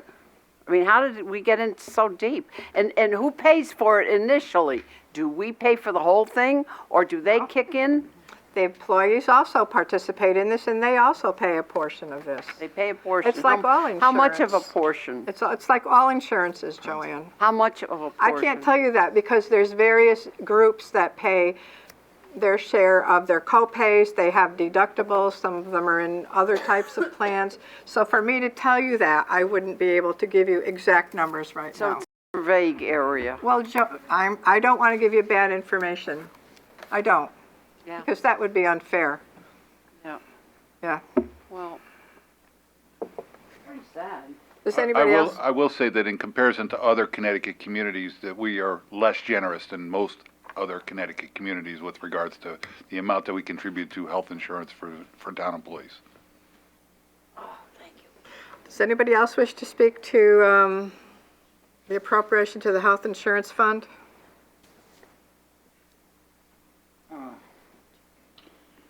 Yes, sir.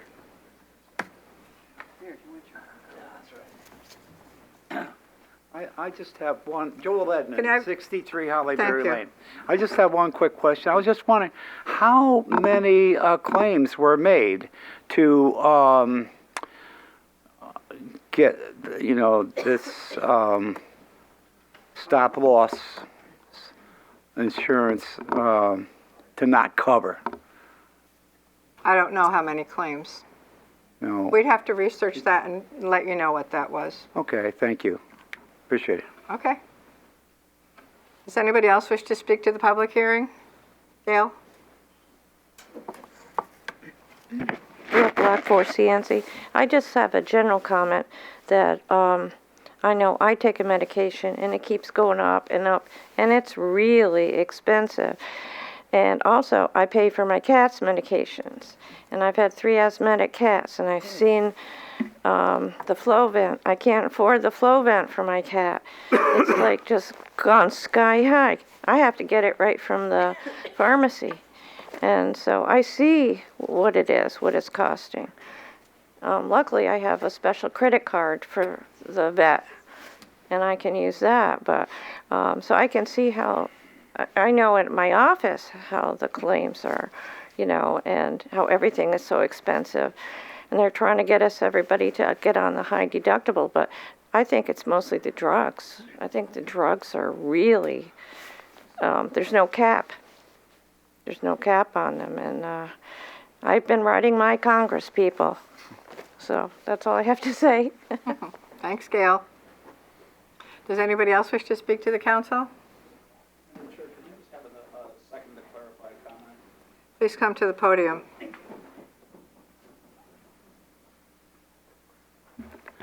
Arthur Screen, 5 Cornell Street again. I just wanted to clarify, my comments may have come across as insensitive to town employees and the claims that have been made.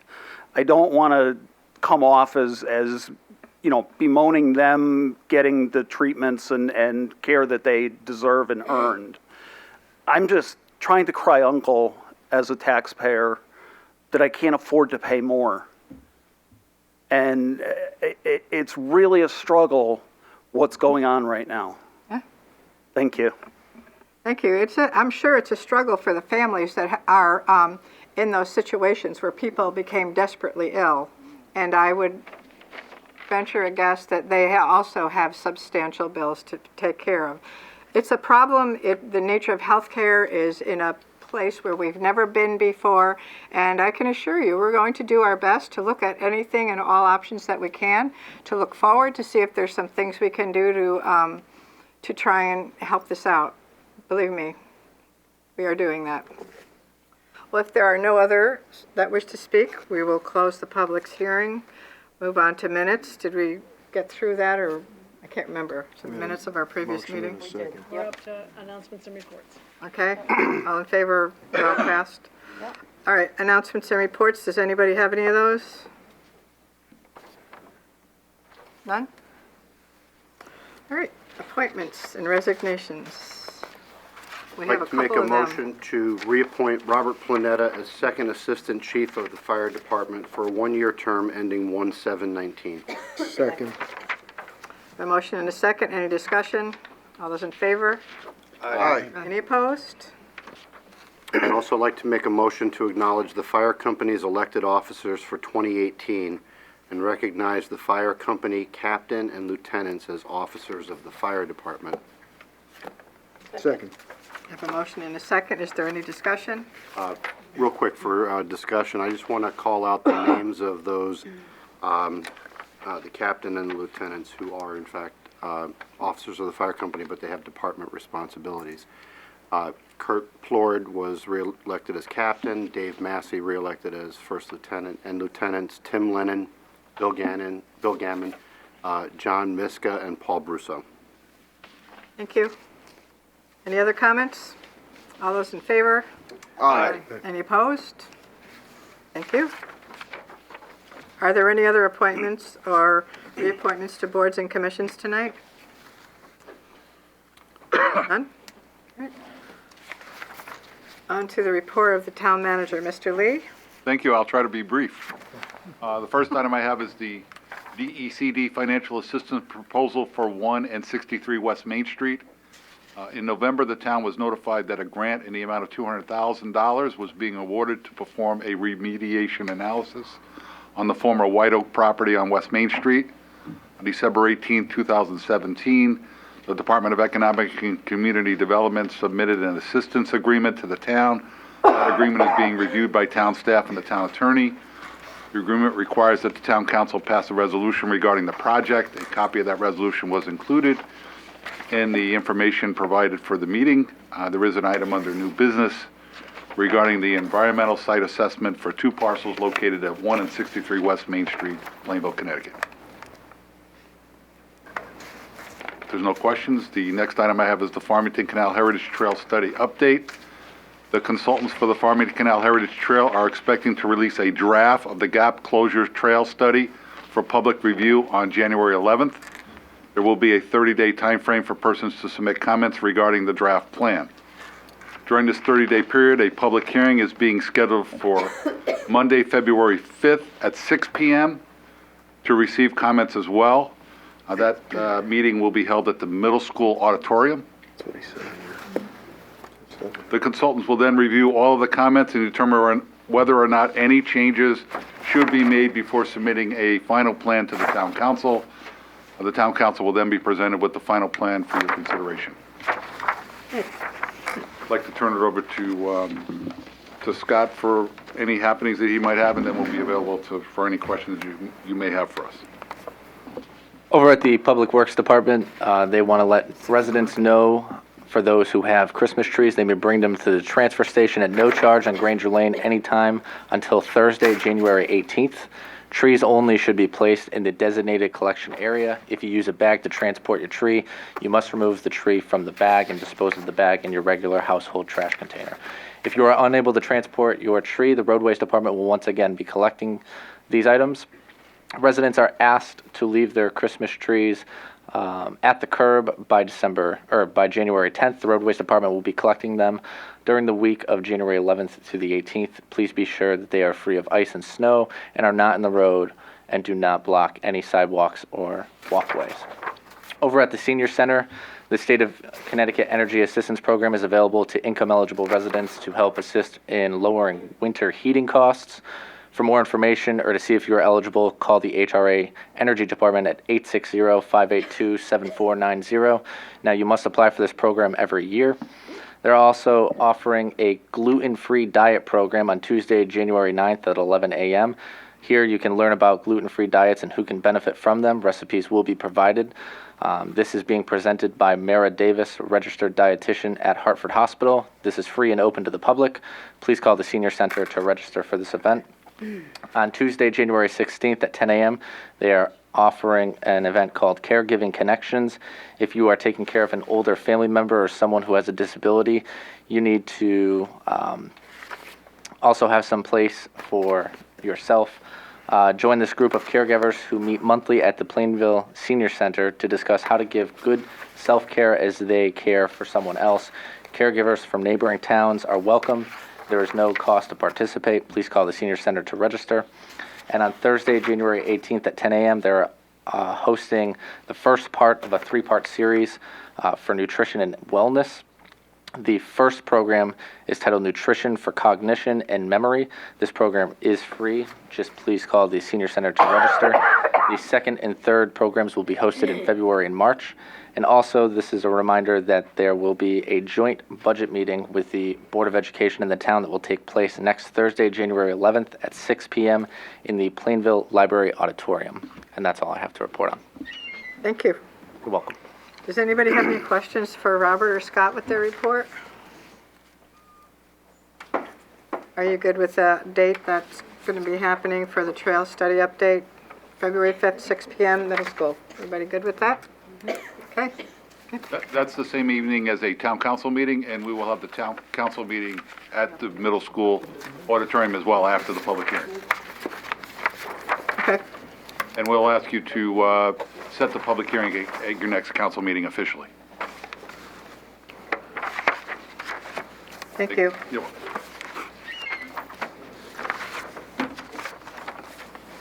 During the next section of our meeting is the public comment section during this time. We invite people to come to the podium. You have 3 minutes, one opportunity to speak to the council. I will call on Catherine LaBella first. Please state your name and address. Catherine, you were on that big, long list, so. I was. Go Yeah, first. the only list up there, so I signed it. Catherine LaBella, 50 Pierce Street. I opposed a trail that splits the Pierce Street neighborhood and affects other neighborhoods in town. Tonight, I would like to respond to the comments made to us at the end of the council meeting on December 18th. Benjamin Franklin is quoted as saying, "Without freedom of thought, there can be no such thing as wisdom, and no such thing as public liberty without freedom of speech." The discussions about Alignment C and citizens' concerns for their neighborhoods may extend for a prolonged period of time. While it is my continued hope that council members will address these concerns by requesting that alternative plans for the proposed trail be considered, the phased approach presented by the steering committee could take years. It is my belief that citizens have already influenced the original design of Alignment C by talking to you, to the town, and through Facebook. When the proposed trail went through Tomaso Nature Park, many citizens came to you alarmed and also expressed their apprehensions on Facebook with over 150 comments. It is also my belief that recent concerns expressed to you about the impact of the trail on wetlands and floodplains have led to some very recent adjustments related to floodplain and wetland areas. These have all been positive developments, and I hope for similar positive developments for our neighborhoods. However, citizens should not leave council meetings feeling that they are being suppressed or targeted by town representatives for their choice of language, for their real and justified concerns about their property and neighborhoods, or for their concerns about the potential impact of the trail on other neighborhoods. Each neighborhood is unique, and people have been clear with you about trail impact in their individual areas.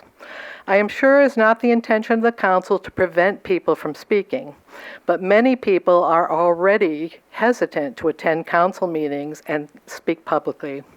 People should be heard professionally and responded to professionally if public discourse about this trail is to continue in a transparent manner. I would like to, I'm going to date myself here. I would like to close with a quote from a favorite comedian of mine growing up. While Tom Smothers played the less sophisticated brother on the Smothers Brothers Comedy Hour, he was an informed political activist who said some profound things about freedom of speech. He's quoted as saying, "Freedom of expression and freedom of speech aren't really important unless they're heard. The freedom of hearing is as important as the freedom of speaking."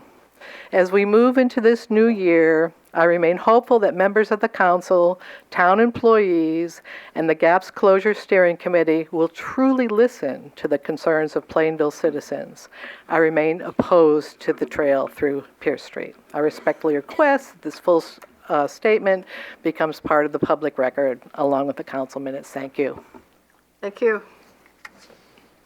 Does anybody else wish to speak to the council? Roberta?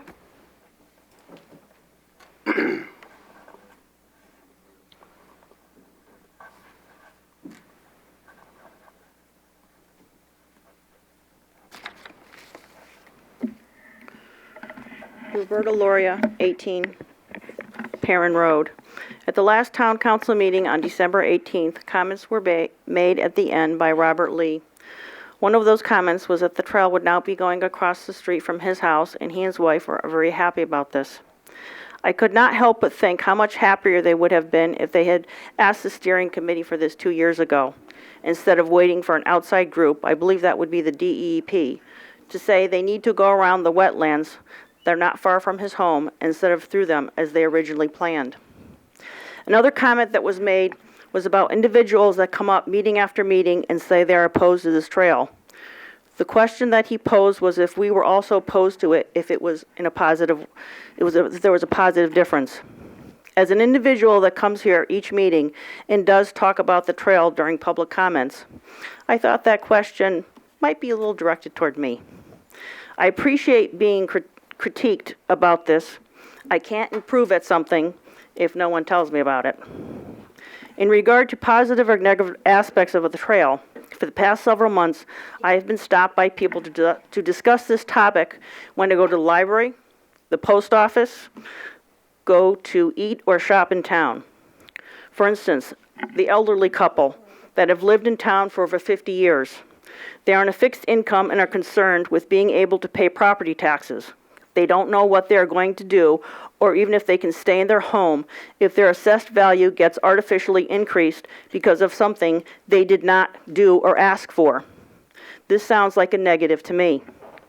Like the couple with 2 young kids who are now worried for their safety because the trail is right next to the school bus stops. This sounds like a negative to me. Like individuals like me that purchased their property for peace and quiet, and they wanted and paid for that.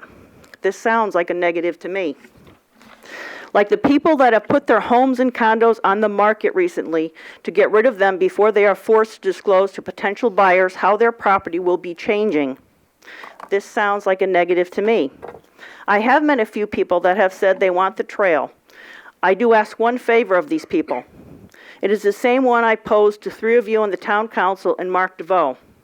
If you are interested in this trail, can you please contact Robert Lee, Mark DeVoe, and the steering committee, and insist that you want it to go through your property and neighborhood. I have supplied these people with contact phone numbers and emails. I have offered them the use of my cell phone to call, so it's on my dime.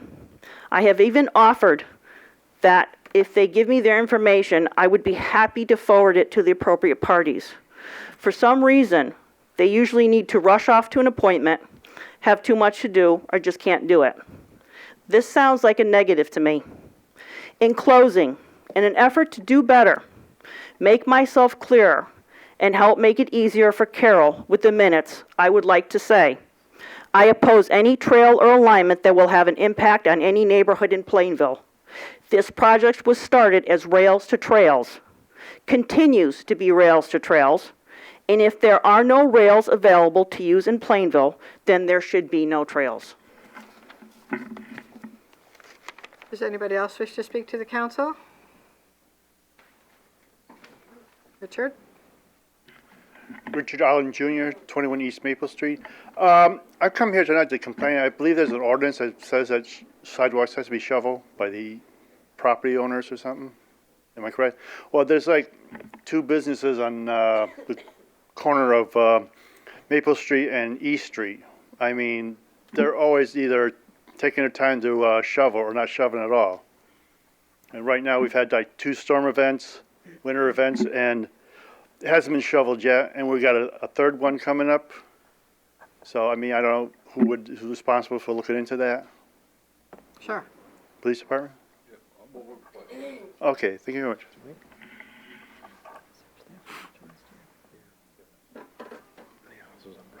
Does anybody else wish to speak to the council? Mr. Edmond?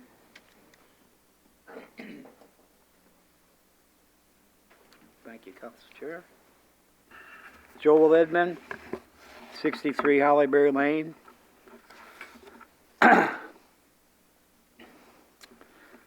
Subject trail problems. I agree with Chief Cantania that people are generally very nice and will mostly obey the laws of the land. But problems start when they get upset or feel that they have been wronged, or their few rights are infringed upon. That's when the trouble begins. Throw some poverty or drugs into the mix and it gets worse. I've been burglarized 3 times already.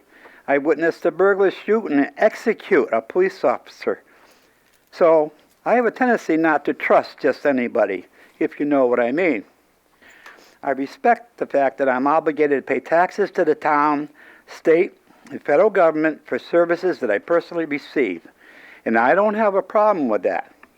However, when I feel like I am being negatively impacted by some people's grandiose ideas of superfluous waste of money by means of wasteful projects, education of our youth, even grandiose pensions and exorbitant wages of civic employees, needless expenditures of taxpayers' hard-earned money, many of which, 1/2 of the relatively new bloated salaries that are being doled out. That upsets me. So I guess what I'm suggesting is that if people would live within their means, save part of what they make from whatever they do, maybe invest the extra for the future, they may just find that they can get along just fine, and maybe leave a little bit for the next generation. And that also goes for the town of Plainville, the state of Connecticut, and the federal government.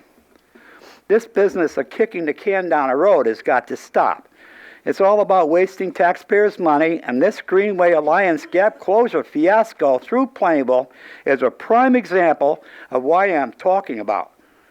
If it is temporarily impossible to utilize the only 3 miles of active railway for a direct trail through town, then just accept that fact and realize that extending it to almost double the distance through taxpayers' front and backyards, historic trails at an exorbitant cost is not only ludicrous, but bat poop crazy.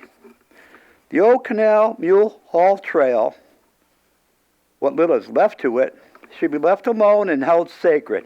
We advertise it with signs, but one can only visualize what it must have been like in its day. These closure gap people act like they could care less. We have something here in Plainville that is historically precious, and these outside people from wherever want to destroy it in the name of recreation, and it is forever. And once, if completed, will be another of many bills that taxpayers will have to pay when it's time to fix or repair. However, let's not even think about the liability or, case in point, the trail around the high school football field creates. I don't think Mr. Tinney would have approved of how his gracious donation to the town of Plainville was unwisely misspent. It's really amazing. Do you actually think we can make America great again? I say, yeah, it's possible, but it's going to cost you big time. Do you have it saved up, or did you already spend it? Mr. Edmund, are you almost ready to wrap up? I can continue. Your 3 minutes have expired. Maybe put it on credit. I think it's time for everybody, town, state, and federal government, to do like they did in the old days. If you don't have it, don't try to spend it. And don't try to negatively impact innocent people who are just struggling to get along through these crazy times. Police. The night time is the right time for the mischief makers, lawbreakers, and noise makers. I could go on, and I don't want to suggest terrorism, but that's one reason a lot of people stay home nowadays. I experienced a short stint of being bullied during my early high school years, and I feel real sorry for anyone at any age that is exposed to it.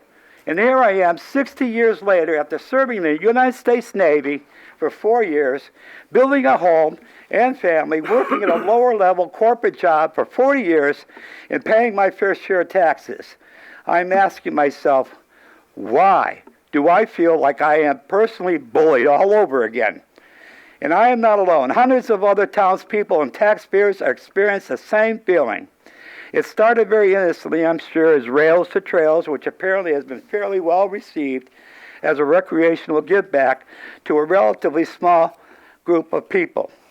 Things constructively were going quite well, thanks to the abandoned railroad beds heading south from Northampton to Long Island Sound. Maybe it was a lack of insight, but all of a sudden, it found its way to Plainville. Uh-oh. No 3-mile railroad bed straight through town. Mr. Edmund, can you wrap it up, please? We're going on 5 minutes now. I'm speaking for like at least 10 people. I should have about 30 minutes up here. No, I'm sorry. No. Everybody else took 3 minutes with their comments. I'm going to No, ask there was you. people that I'm going to spoke ask you to wrap it up. longer than that. With all due respect, I'm going to ask you to wrap it up. I appreciate that. Thank you. So what to do?